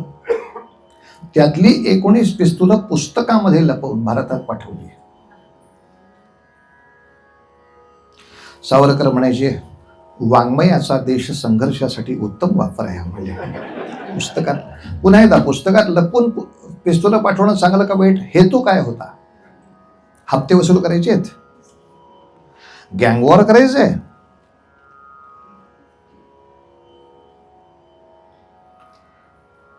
ध्वम म्हणजे बॉम्ब कसा केला जातो याची कार्यपुस्तिका साधारणतः सांकेतिक भाषेत टंकलिखित झाली. अर्थात पाठवणं हे सावरकराचं जेवढं कौतुक तेवढं बोटीतनं आणणं हे त्यांच्या मित्रांचं केवढं कौतुक मला सांगा. काय सोपं आहे काय 19 पिस्तुलांची बॅग जहाजातनं घेऊन येणं. अहो साधं तिकीट जरी आपल्या खिशात नसलं ना तरी टीसी असा सगळ्या डब्याकडे बघतो तुम्हाला ओळखतो, ह्याच्याकडे तिकीट नाही. त्यांची नजर इतकी बसलेली असते तो दुसऱ्याला विचारतच रे तिकीट. तुमच्या कपाळावर आलेला घाम दुसऱ्या क्षणाला सांगतो त्याला जे काय सांगायचं ते. काय बुवा तिकीट कुठं आहे, ह्याला का नाही विचारलं, मला माहिती आहे ह्याने काढलेलं आहे. आणि मला माहिती आहे तुम्ही पण काढलंय, बहुतेक विसरले तुमचं, तुम्हाला दंड भरायला गेलीत कसं आहे. पण पोलीसची सरकारी अधिकाऱ्याची इतकी पक्की बसलेली नजर, या नजरेला चुकून. अर्थात पूर्वी ते मेटल डिटेक्टर नव्हते. म्हणजे तुम्ही म्हणाल आता एक्सरेतनं ते काढल्यावर लोखंड नाही का दिसणार, इतका जुना काळ की असं नव्हतंच तेव्हा. तेव्हा पोलीसची नजर हा शेवटचा एक्सरे होता. त्याला दिसलं पुस्तक आहेत अभ्यासाची, कोण गेली पुढं. पण दुर्दैवाने यातल्या एका पिस्तुलाचा वापर झाला. इंग्लिश पोलिसांना ते पिस्तूल सापडलं. अरे हे तर तिकडं बनलेलं असतं, इकडं आलं कसं. मग शस्त्राचं कौतुक करणारा कोण भारतीय तिथे आहे, हा माणूस आहे. शक्यता ही आहे. मग आता घराची तपासणी घ्या, अधिक पुरावे मिळतील. म्हणून घराची तपासणी करताना तिथून पाठवलेले काही टंकलिखित कागदही सापडले. आता पुरावा भक्कम आहे. निश्चितपणे आता इंग्रजाचं शासन त्याला ठरवतंय फाशी किंवा जन्मठेप. आणि हे इकडं घटनाक्रम चालू असताना दुसऱ्या बाजूला परीक्षा उत्तीर्ण झाले हे विद्यापीठाला कळल्यामुळे विद्यापीठ सांगते, सावरकर आम्ही इंग्रजाशी एकनिष्ठ राहू असं प्रतिज्ञापत्र द्या. तुम्हाला बॅरिस्टरी मिळाली तर भारतामध्ये तुमच्या सन्मानाला तोड नाही, प्रचंड पैसा मिळेल. आणि जर इंग्रजाशी एकनिष्ठ राहू असं तुम्ही डिक्लेअर करत नसाल तर शस्त्र सापडलंय, खटला रेडी आहे. फाशी किंवा जन्मठेप नक्की आहे. सावरकर तुम्ही आला 24व्या वर्षी, 24, 25, 26, 27, तुमचं वय आता 28च्या घरात आहे. बायको आहे, मुलगा आहे, वहिनी आहे, भाऊ आहे. Think about it. आता पैसे भरून घ्या, 60 नंतर करा सोशल वर्क. 28व्या वर्षी तुम्हाला फाशीच्या तख्तापर्यंत जायला कोण गाढव सांगतोय? करू नका असं. सावरकरांचा युक्तिवाद फक्त एकच होता, मी तुमच्याशी एकनिष्ठ राहीन याला साईन करणं. याचा अर्थ मी माझ्या आईशी गद्दारी करीन हे मी मान्य करणं आहे. माझ्या शत्रूशी मी एकनिष्ठ राहीन, मला अट मान्य नाही. Think about it. एक रस्ता जातो प्रचंड श्रीमंती सुखाकडे आणि तो नाही म्हटला तर दुसरा रस्ता जातो फक्त फाशीकडे. अशा खळबळलेल्या अवस्थेमध्ये एक अमर काव्य जन्माला आलं.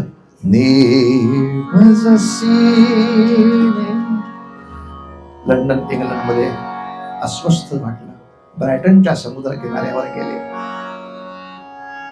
त्यांच्या बरोबर एक त्यांचा मित्र होता. तो सिनेमात दाखवला नाही, पुस्तकात आहे. मी मगाशी त्यांचं नाव घेतलं ते निरंजन पाल, ते शेजारी होते. आणि या कवितेची आठवण निरंजन पालाने दिली आहे. निरंजन पाल असं लिहितात की सावरकरांच्या सगळ्याच घरावर टाच आली, त्यांचं घर जप्त केलं या सगळ्या प्रकारात. ती बातमी आली, सावरकर रडताना नाही दिसला, उदास झाला. सावरकरच्या थोरल्या भावाला अटक झाली या सगळ्यामध्ये मदत केल्याबद्दल, उदास होता. धाकट्यालाही अटक झाली. अर्थात धाकट्यावर आरोप साबित नाही होऊ शकले, नंतर सुटला तो, पण तेव्हा पकडला होता. सावरकरावर वॉरंट. या सगळ्या गोंधळात पोराकडे लक्ष द्यायला वेळच झाला नाही. 6 महिन्याचं जे पोर होतं ते वारलं. सगळ्या बाजूनी संकटाचे सगळे ग्रह त्रास देत आहेत, तरी निरंजन पाल लिहितो की सावरकर मला रडताना कधी दिसला नाही. पण ज्या क्षणी तो ब्रायटनचा समुद्र पाहिला आणि यालाच चिकटून तिकडचा भारताचा किनारा मनात आला, ज्या आईसाठी मरणार आहे. मी आता हे नाकारलं की फाशी आहे, मलाही कळत आहे, पण जिच्यासाठी फाशी जातो तिला एकदा पाहावं. म्हणून एक काव्य आहे ते फक्त की इथे मोह खूप आहे पण नाही. इथे हवेली असेल, माझी आई झोपडीत असेल, पण मला झोपडी पण आवडेल कारण तिथे आई आहे, त्याला पर्याय नाही माझ्याकडे.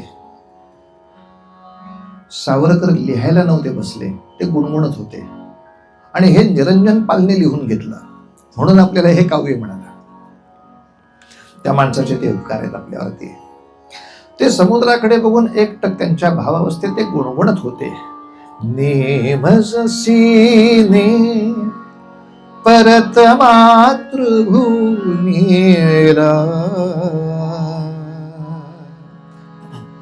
सागरा प्राण तळमळला तळमळला सागरा. नेमजसीने परत मातृभूमीला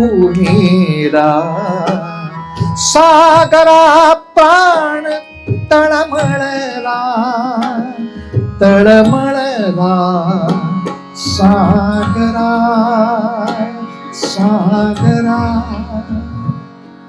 नभी नक्षत्रे बहुत एक परी प्यारा मज भरत भूमीचा तारा प्रासाद इथे भव्य परी मजभारी आईची झोपडी प्यारी तिज वीण नको राज्य मज प्रिय साचा वनवास तिच्या जरी बनीचा भूलविणे व्यर्थ हे आता रे बहु जीवन गमते चित्तारे तुझ सरित पते जी सरितारे तदविरहाची शपथ घालितो तुझला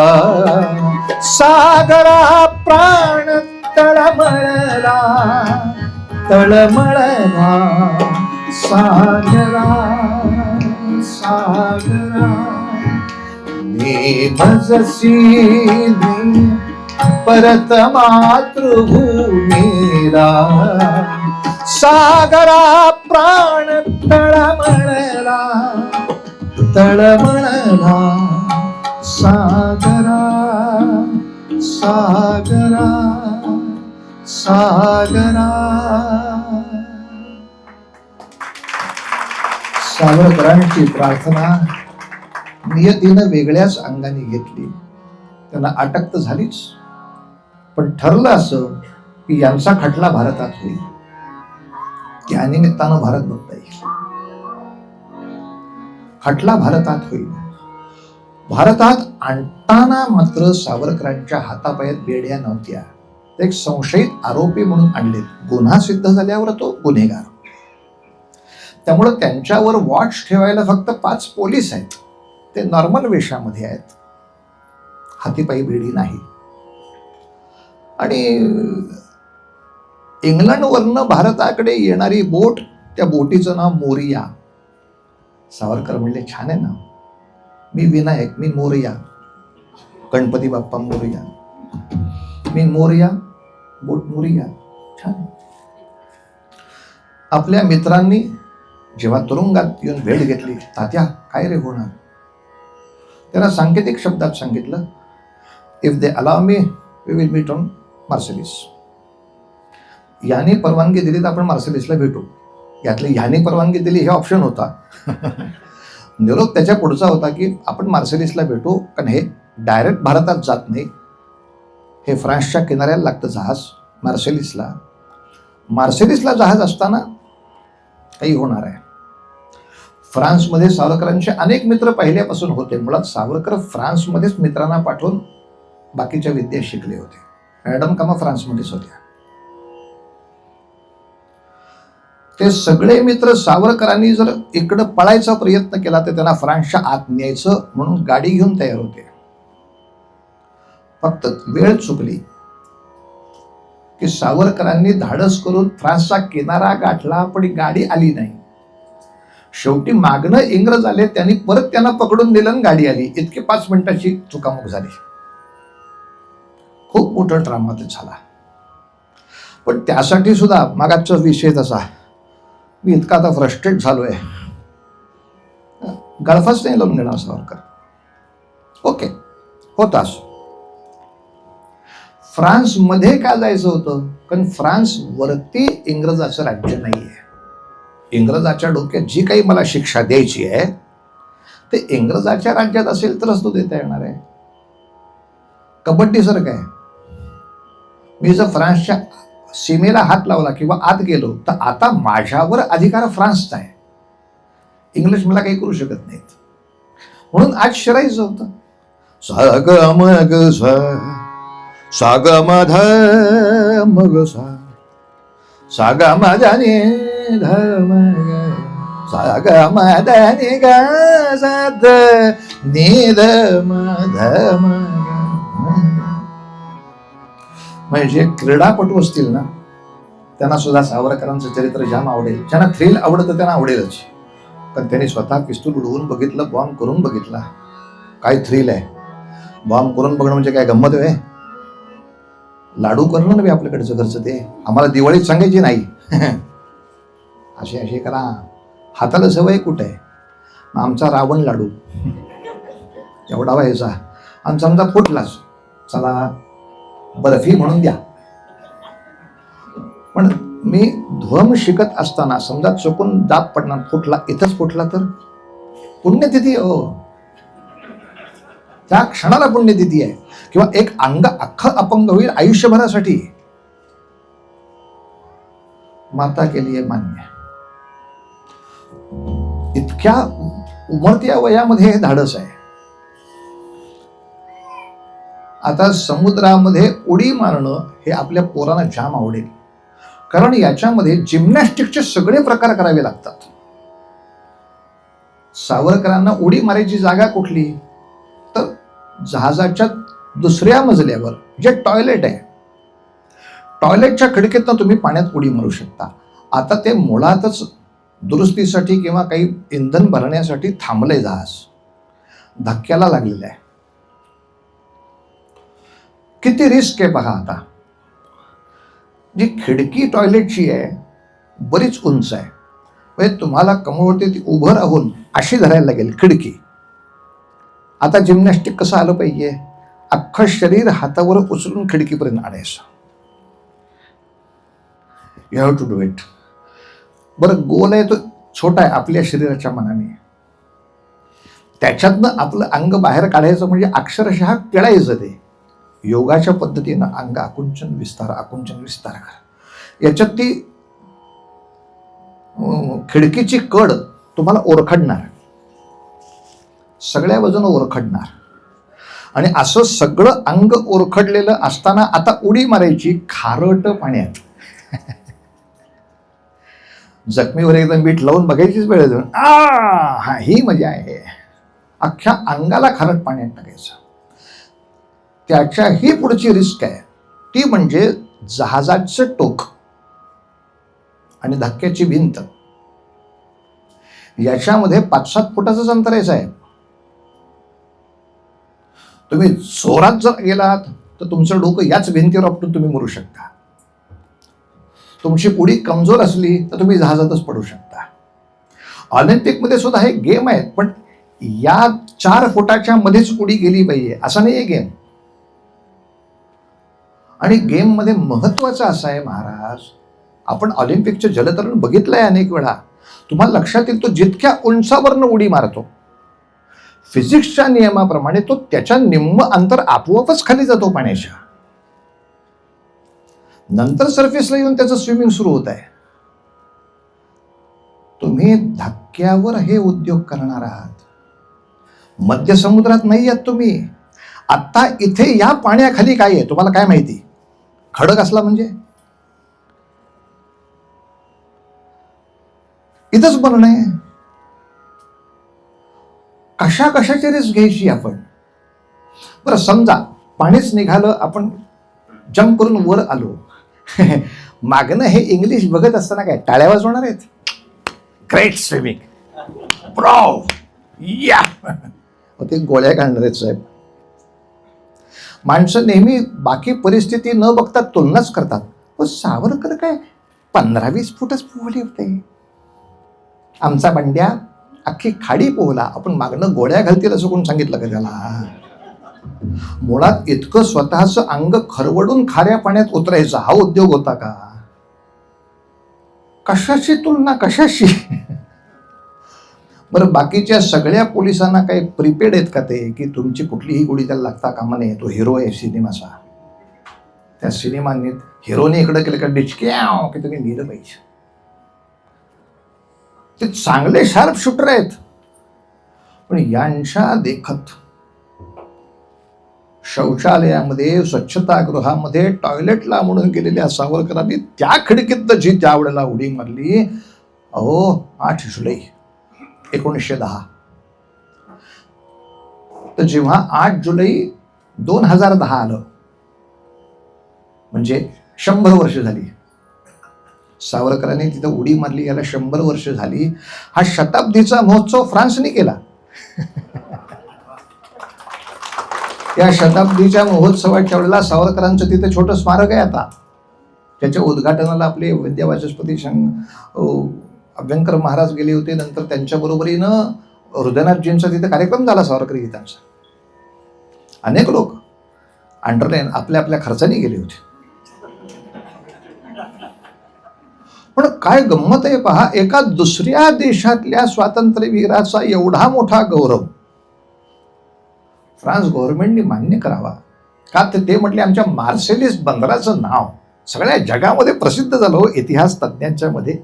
आणि माणसं विचारायची, तात्या लेका समुद्रात उडी मारलीस काय, पोहत काय सुटला फ्रान्सच्या बाजूने म्हणजे ते फ्रान्समध्येच उभे होते. ही अशी गोदी फक्त ओलांडून पलीकडे पायऱ्यांवर जायचं होतं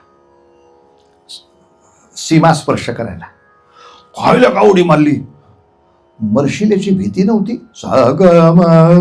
कशी भीती, अशी गीता मला काय सांगते. नयनन छिंदंती शस्त्राणी नयनन दहती पावकः. माझं खरं स्वरूप आत्मस्वरूप आहे. ते कोणीच जळू शकत नाही, कोणी तोडू शकत नाही. समजा या प्रवासात गोळी लागून मेलो असतोच, तर मरायचं आहे हे ठरवूनच 14व्या वर्षी प्रतिज्ञा केली होती. मरायचं आहे हे ठरवूनच पिस्तुले मिळवली होती. मेलो, पुढल्या जन्माला जाऊ, पुढचं कार्य सुरू करू. प्रवचन सोपं आहे साहेब, पण जेव्हा ही प्रत्यक्ष वेळ येते, अर्थात ही कविता सावरकरांनी नंतर लिहिली आहे, पण तेव्हाच्या मनस्थितीसाठी लिहिली आहे की तू का घाबरतोयस, घर धाडस.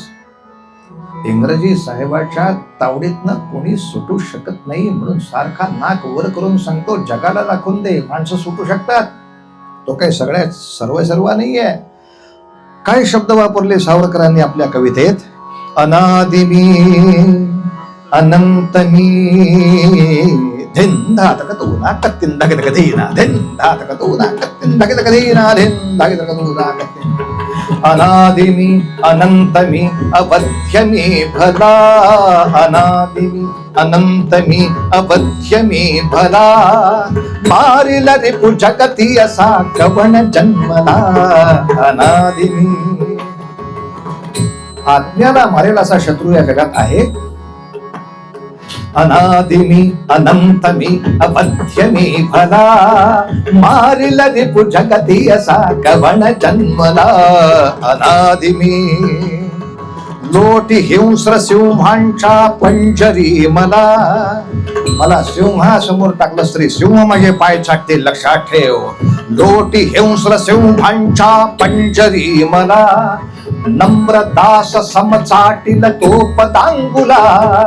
कल्लोळी ज्वालांच्या फेकशी जरी. हटुनी भवती रचिल शीत सुप्रभावली.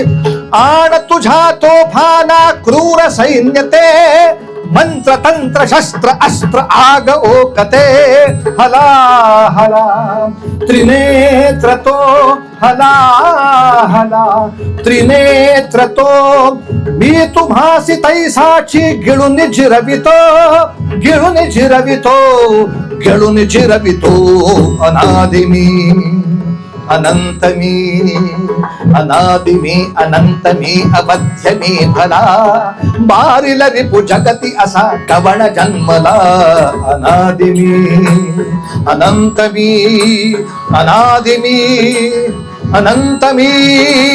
भारत माता की जय. त्रिभुवनामध्ये गाजलेली उडी आहे महाराज. अर्थात मगाशी सांगितलं तसं ती अयशस्वी झाली. गाडी आलीच नाही फ्रान्स किनाऱ्यावर.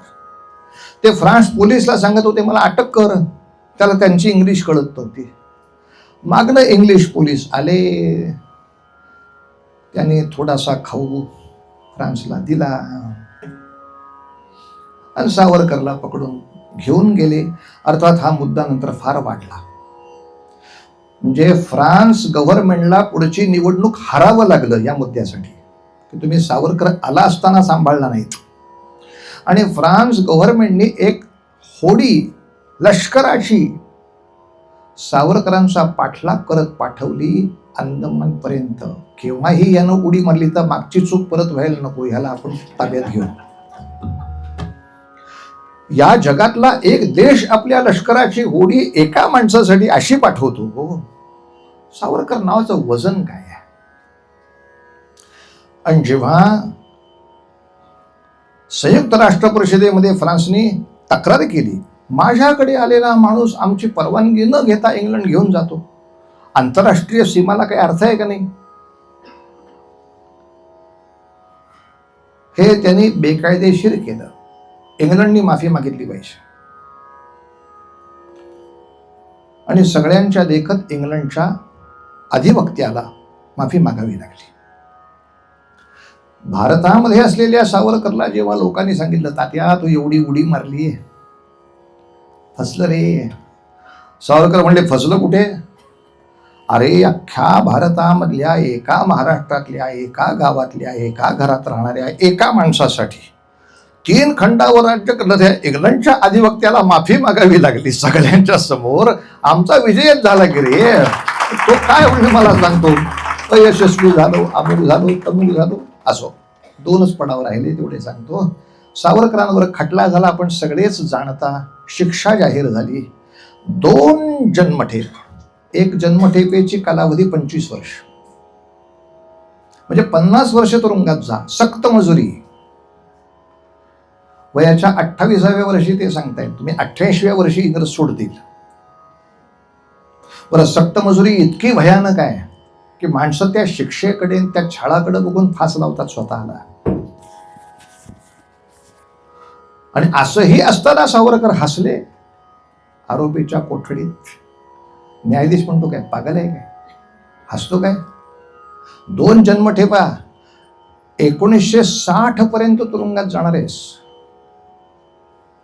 10 साली ही उडीचा प्रकार झाला, पुढे खटला झाला. 1911 पासून शिक्षा सुरू, 1911 पासून शिक्षा सुरू, पुढे 50 वर्ष प्लस 50, 1960ला सुटणार तू. Can you imagine? सावरकर फक्त हसून इतकंच म्हटले, are you sure that Britishers will rule India up to 1960? काय आत्मविश्वास असावा. ते खरं होईल का नाही माहित नाही, पण तो बिनधास्त प्रश्न करू शकतात. अरे 60 सालापर्यंत तुमचं राज्य पाहिजे ना भारतात, माझी शिक्षा कुठली चालू राहिला? Are you sure that Britishers will rule India up to 1960? अर्थात ते जरी 50 वर्षासाठी गेले तरी सावरकरांना तांत्रिकदृष्ट्या टेक्निकली अंदमानला 10च वर्ष राहावं लागलं. नंतर जनतेचा दबाव इतका वाढला की त्यांना भारतात आणावं लागलं. नंतर ते 4 वर्ष भारतातल्या तुरुंगात होते. अंदमानाच्या तुरुंगातनं सुटका झाली म्हणजे कैदेत नाही. 4 वर्ष रत्नागिरी जेलला होते. म्हणजे अंदमानची 10 वर्ष आणि ही 4. म्हणून आमच्या बाबांच्या डोक्यात होतं की रामाचा वनवास 14 वर्ष आहे. मग गीत रामायणात काय फुलांचं आहे? तोडिता फुले मी सहज पाहिला जाता, मज आणून द्या तो हजे अयोध्याना. चाल हीच. आता जर तो कैदी हे सांगायला लागला की मी काय केलं, तर तो काय कवितेमध्ये सांगेल? सोलुनी मारुनी शिकस्त करियत्नांची मी माळ गुंफिली अवघ्या 7 फुलांची. हो मी माळ गुंफिली अवघ्या 7 फुलांची. हो मी माळ. का रे केलंस असं? इंग्रजांनी मारला असेल तुला? मारलं. का केलं असं? वाचणे शिकविले लिहिणे बेडी भाषा, हक्काची जाणीव संपन्याय संदेशा, न्यायाने लढणे मुलीन सोडणे घोषा, गुरुकिल्ली दावली बंदीतही लढण्याची मी माळ गुंफिली अवघ्या 7 फुलांची. हो मी माळ गुंफिली. या फुलाच्या हाराचं सावरकरांनी स्फूर्ती केली, लाकडाची फुलं करून. माणसं म्हणले, तात्या लोकांनी हार घातले तर तुम्ही तुमच्या गळ्यात न काढता लोकांना देता, याला का जपला? अरे बाबा, नाशिक मध्ये जर कोणी माझा सत्कार केला तर उद्या नाशिकचे लोक त्याचा सत्कार करतात, पण हा सत्कार केल्याबद्दल मार मिळणार होता, याची किंमत जास्त आहे. किती जरी जाहले भव्य थोर सत्कार, सत्कार करती त्या थोरपणा मिळणार. पण सत्कारास्तव जये घेतला मार, ती वैजयंती ही अंदमान कैद्याची. मी माळ गुंफिली अवघ्या 7 फुलांची. हो मी माळ गुंफिली अवघ्या 7 फुलांची. असं गीत रामायणाप्रमाणे या सगळ्या गाण्यांना 10-10 कडवी आहेत. आपल्या हातात अडीच असं सगळं काम करायचं असल्यामुळे 1-2 कडव्यांचा आनंद घेतला आपण. असो, पुढचे 2 पडावाशी आहेत. अंदमानातनं सुटल्यानंतर रत्नागिरी. पण चमत्कार बघा, 50 वर्षाची शिक्षा झाली होती, पैकी 14 वर्ष शिक्षा झाली, पुढची 36 वर्ष माफ. फक्त अट एकच, रत्नागिरी सोडून जाऊ नका. मान्य केलं, सावरकर तिथे राहिले. आणि दुसरी अट, राजकारणात भाग घेऊ नका. समोरचा पैलवान किती घाबरलाय असं हे उत्तर आहे. तू आखाडे देऊ नको बाबा. लोक म्हणले, तात्या तुला कुजवला. तात्या म्हणले, कुजवला वगैरे काही नाही, ते अर्धवट आहे. म्हणजे त्यांनी फक्त मला उतरू नका असं सांगितलंय. ज्यांना उतरायचंय त्यांना शिकवू नका असं कुठं म्हणतोय. माझा क्लास चालू आहे, म्हणजे मला माझी काळजी नाही करायची. रत्नागिरीत काय केलं तात्यांनी? अर्थात प्रचंड मोठं वाङ्मय निर्माण केलं, ज्यामुळे ते 38 साली साहित्य संमेलनाचे अध्यक्ष झाले होते. एवढं वाङ्मय. दुसरं कार्य काय केलं? तर पूर्वी अस्पृश्यांना देवळात प्रवेश नव्हता, आणि त्यामुळं खूप मोठी आंदोलनं झाली. सावरकरांनी रत्नागिरीमध्ये हेतुतः भागोजी शेठ कीर नावाचे एक भंडारी गृहस्थ, प्रचंड धनिक, ते म्हणाले, तात्या तुमचं एवढं मोठं कार्य, तुमच्यासाठी काही करायची इच्छा आहे, म्हणजे माझ्यासाठी करू नका, हिंदू समाजासाठी करा. असं मंदिर करा की जिथे कोणीही आतमध्ये जाऊन पूजा करू शकेल, सगळे जेवायला एकत्र बसतील, संतांचं आपण स्वप्न पूर्ण करू, खेळ मांडियेला वाळवंटी ठाई, सगळे एकत्र जेवूया. म्हणून त्याचं नाव पतित पावन मंदिर आजही ते आहे. हे पतित पावन मंदिर निर्माण करणं सावरकरांचं एक मोठं कार्य त्या काळातलं आहे. आणि शेवटचा पडाव म्हणजे जेव्हा ते याही स्थानपद्धतीतून मोकळे झाले, तेव्हा त्यांना राजकारणात उडी मारायला परवानगी होती. तेव्हा ते भारतातल्या एका राजकीय पक्षाचे अध्यक्ष झाले. आता तो पक्ष फारसा माहिती पण नाही. अखिल भारतीय हिंदू महासभा या नावाचा पक्ष होता, ज्याचे पहिले अध्यक्ष तर आपले श्यामाप्रसाद मुखर्जींच्यापासूनचा हा पक्ष होता. या सगळ्या मोठ्या राजकीय पक्षाला एक मोठं नेतृत्व सावरकरांनी पुढच्या काळात दिलं. आणि या नेतृत्वातच त्यांना जेव्हा सुभाषचंद्र बोस भेटले, तेव्हा ती आझाद हिंद फौजेची सगळी ॲक्शन ठरली. आणि त्याप्रमाणे पुढची ॲक्शन आपण जाणता. त्या ॲक्शनचा फायदा काय तेवढा सांगितला की भैरवी. अर्थात गोष्ट अशी, आपल्याला असं वाटेल हे मिलिटरी ॲक्शन आहे, अमुक आहे, याचा जे का रंजले गांजलेशी काय संबंध? तुम्ही सांगा काय संबंध? म्हणून तर सैनिक ज्या काही आपल्याला शौर्याच्या गाथा सांगतात त्याला आपणही काय म्हणतो? ही सैनिकानं देशाची केलेली सेवा आहे. सैनिकी सेवा, मिलिटरी फोर्स ही सेवा आहे. आणि किंबहुना संरक्षण ही जास्त श्रेष्ठ सेवा आहे, नाही का? मी समजा हाडाचा डॉक्टर असलो, हाडाचं म्हणजे मराठी भाषा गडबड करू नका, अस्थिरोग तज्ञ अशा अर्थानं हाडाचा डॉक्टर. मी जर हाडाचा डॉक्टर असलो, मी आमच्या तबलजीनं सांगितलं, तुम्ही काळजी करू नका, मी डॉक्टर आहे, तुमच्या पायाला जरी 4 फ्रॅक्चर झाली, आय कॅन ऑपरेट इट, अरे पण तुझी सेवा घेण्यासाठी त्याला काय केलं पाहिजे हे एकदा बघ ना. हे अपघात तरी व्हायला पाहिजे, काहीतरी ह्याने तोडून तरी घेतली पाहिजे स्वतःचे पाय, तेव्हा माझ्या सेवेचा उपयोग आहे. पण दुसरा सेवक सैनिक जो असतो, तुम्ही काळजी करू नका, तुम्ही तुमचं काम करा, तुमचे पाय तोडायला कोण येतो मी बघतो, यातली कुठली सेवा महत्वाची? हा, तोडलेस तर तू महत्वाचाच आहेस, याच्यात वाद नाही. पण जो पहिल्यांदा ती जबाबदारी घेतोय, तुझ्या तंगड्यापर्यंत कोणाला येऊ देत नाही. सुरक्षा खूप मोठी सेवा आहे.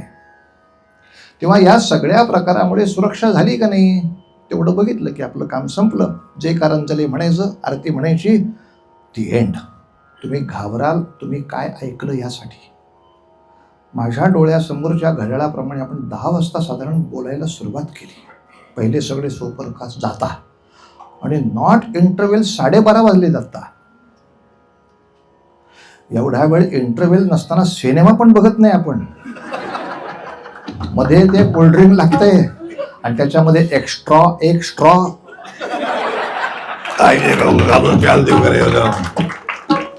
पण 2.5 तास आपण एखाद्या चॅप्टर वरती, हे जास्त सांगू शकतील, 2.5 तास सलग मांडी करून बसल्याचं आठवत आहे का एवढ्या काळामध्ये? त्यांना त्रास होते, मलाही कळते की मलाही एवढ्या वेळा करत बसायची सवय नाही. 3 तास उभं राहील, ह्या बिचाऱ्यांचे जास्त हाल आहेत, त्यांना पाय हलवताही येत नाहीत. पण 2.5 तास आपण खरंच एखाद्या चांगल्या गोष्टीवर कॉन्सन्ट्रेट करू शकतो. म्हणजे 2.5 तासाचा सावरकरांचा सिनेमाने आपण मध्यंतराशिवाय पाहिलेला, पण आपण मध्यंतर न घेता 2.5 तास तुम्ही मला साथ दिलीत, त्याबद्दल तुमच्या सगळ्यांचे पहिले मनापासून आभार मानतो. कार्यक्रमासाठी आतापर्यंत 2 वेळा मी दुबईला येऊन गेलो, पण या भागात आलो नव्हतो. म्हणजे पहिलीच या ठिकाणी येण्याची वेळ. कतारमध्ये 1 वेळेला येऊन गेलो, इतकंच. पण आपल्या सगळ्यांच्याच मनामध्ये असलेलं आपल्या मातृभूमीबद्दलचं प्रेम, आपल्या संस्कृतीबद्दलचं मुळातलं असलेलं प्रेम, या दोन्ही गोष्टीचा आम्हाला अत्यंतिक आनंद आहे. वाईट असं वाटतं की इतक्या चांगल्या पद्धतीनं काही वेळेला भारतात नाही हा सण आम्हाला साजरा करता येते. तिथे सुद्धा साजरा करताना सगळं मतदार कक्षाचे 50 प्रोटोकॉल पाळायला लागतात. पण ह्यातला कुठलाही विषय न घेता, कालही मी एका ठिकाणी आपल्या त्रिदलमध्ये गेलो, काय छान सगळे मराठी आहेत, मारवाडी आहेत, गुजराती आहेत, तमिळ आहेत, कन्नड आहेत, पंजाबी आहेत, सगळे एकत्र मिळून आज स्वातंत्र्य दिनाच्या निमित्ताने भारत मातेची पूजा करतायत. हे या भागामध्ये जे सुंदर दृश्य मला पाहायला मिळालं, जो एक आनंद मला मिळाला, यासाठी तुमचे आभार.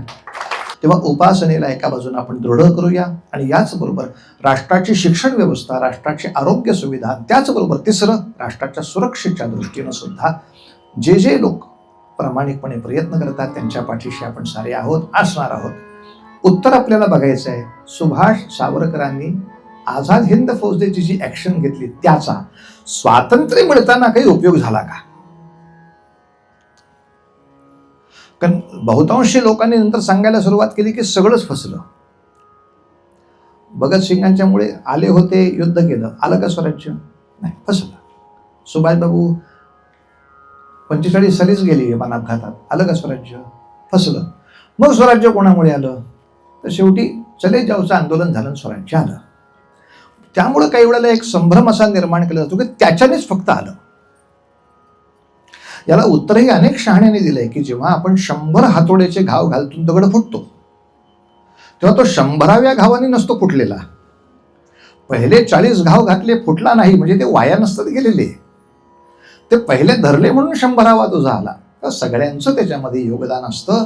तर आपल्याला बाकी सत्याग्रहाचं योगदान काय सगळ्यांनाच माहिती आहे आणि ते आहे, हे ते कोणीही नाकारू शकत नाही. पण मग आझाद हिंद सेनेचं काय आहे का नाही? सुभाषबाबूंचा 45 साली निधन झालं कळल्यानंतर पुढे काय झालं?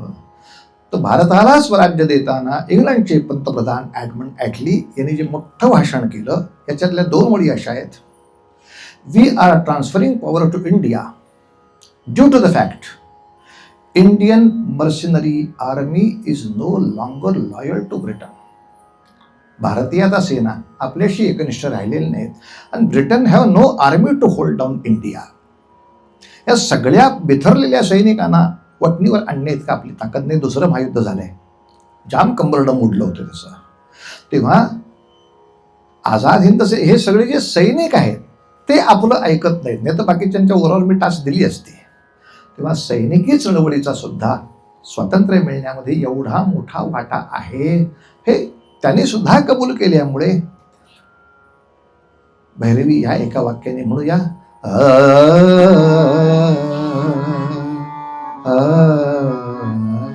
सावरकरांचं उत्तर आहे का? पेपर छापून आले. 47 नंतर ते होते, त्यांना बघायला मिळाला तिरंगा झेंडा फडकलेला. त्यांना विचारलं लोकांनी, कोणामुळे इंडिपेंडन्स डे झाला तुम्ही सांगा. आणि सावरकर इतकं छान बोलले, अख्खं उत्तर छापलेलं आहे पेपरवर. त्या काळात ज्यांनी देशासाठी सशस्त्र युद्ध केलं, प्रयत्न केला, त्यांच्यामुळे झालं. ज्यांना सशस्त्र नाही करता आलं, त्यांनी असहकार, सत्याग्रह यामार्फत आपलं कार्य केलं, त्यांच्याही मुळे आलं. ज्यांना दोन्ही नाही जमलं, पण त्या बाकीच्या लोकांनी या दोघांना मदती केल्या. क्रांतिकारकांना धान्याची, पैशाची मदत केली, सत्याग्रहींना मदत केली, त्या मदत करणाऱ्यांच्यामुळेही झालं. आणि शेवटचं, ज्यांना मदत करण्याचीही धाडस नव्हती, अशा अनेक राष्ट्रभक्तांनी आपल्या घरामध्ये देवाची पूजा करताना, उपासना करताना, गंधामध्ये बुडवून फूल वाहताना प्रार्थना केली, देवा माझं जे पुण्य असेल ते देशभक्तांना मिळो, पण माझ्या देशाला स्वातंत्र्य मिळो. अशा प्रत्येक राष्ट्रभक्तामुळे माझ्या देशाला स्वराज्य मिळालं, त्या प्रत्येकाच्यामुळे माझ्या देशाला स्वातंत्र्य मिळालं. इतकं सगळ्यांच्या योगदानाचा सन्मान राखणारा एक अद्वितीय स्वातंत्र्यवीर म्हणून ज्यांना म्हणावं, असं सावरकरांचं चरित्र थोडक्या वेळामध्ये जेवढं शक्य आहे तेवढं आपल्या समोर मांडलं. आणि सावरकर चरित्र कीर्तनाला चालतं का? दया करण्याचे पुत्रासी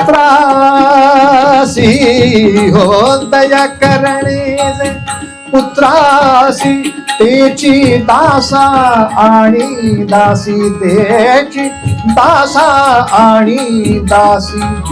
तुका म्हणे सांगू किती, तुका म्हणे सांगू किती, तेची भगवंताच्या मोठी.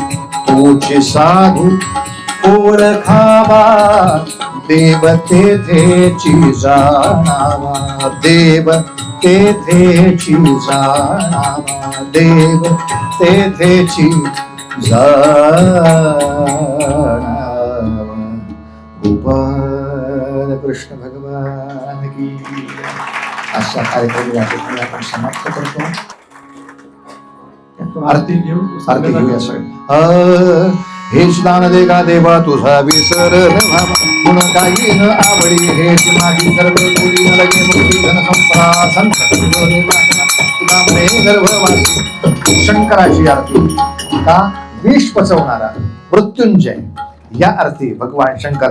लवथवती विक्राळा ब्रह्मांडी माळा, विषेकंठ काळा त्रिनेत्री ज्वाळा, लावण्य सुंदर मस्तकी बाळा, येथुया जल निर्मळ बाहे झुळझुळा. जय देव जय देव जय श्री शंकरा, आरती ओवाळू कर्पूर गौरा, कर्पूर गौरा भोळा नयनी विशाळा, नांदी पार्वती सोळांच्या माळा, विभूतीचे उधळण श्रीकंठ नीरा, ऐसा शंकर शोभे तुम्हा बेल्हाळा. जय देव जय देव जय श्री शंकरा, आरती ओवाळू कर्पूर गौरा. जय देव.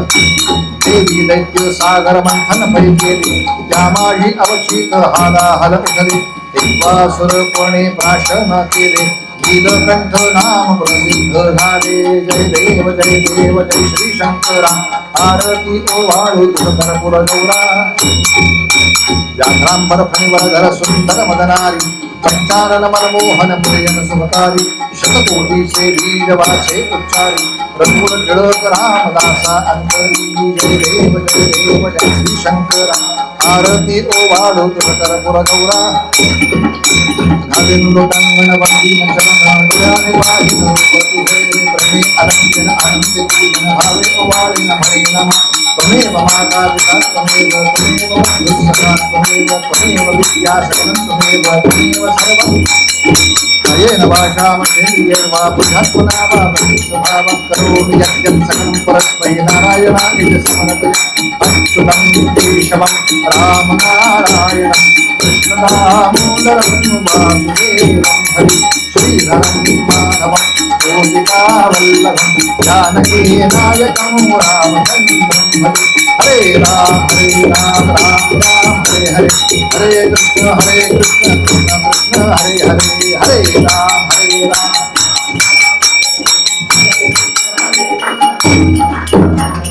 ज्या ज्या ठिकाणी मन जाय माझे त्या त्या ठिकाणी निज रूप तुझे मी ठेवितो मस्तक ज्या ठिकाणी तेथे तुझे सद्गुरु पाय दोन सद्गुरुनाथ महाराज की जय जय जय रघुवीर समर्थ भारत माता की जय.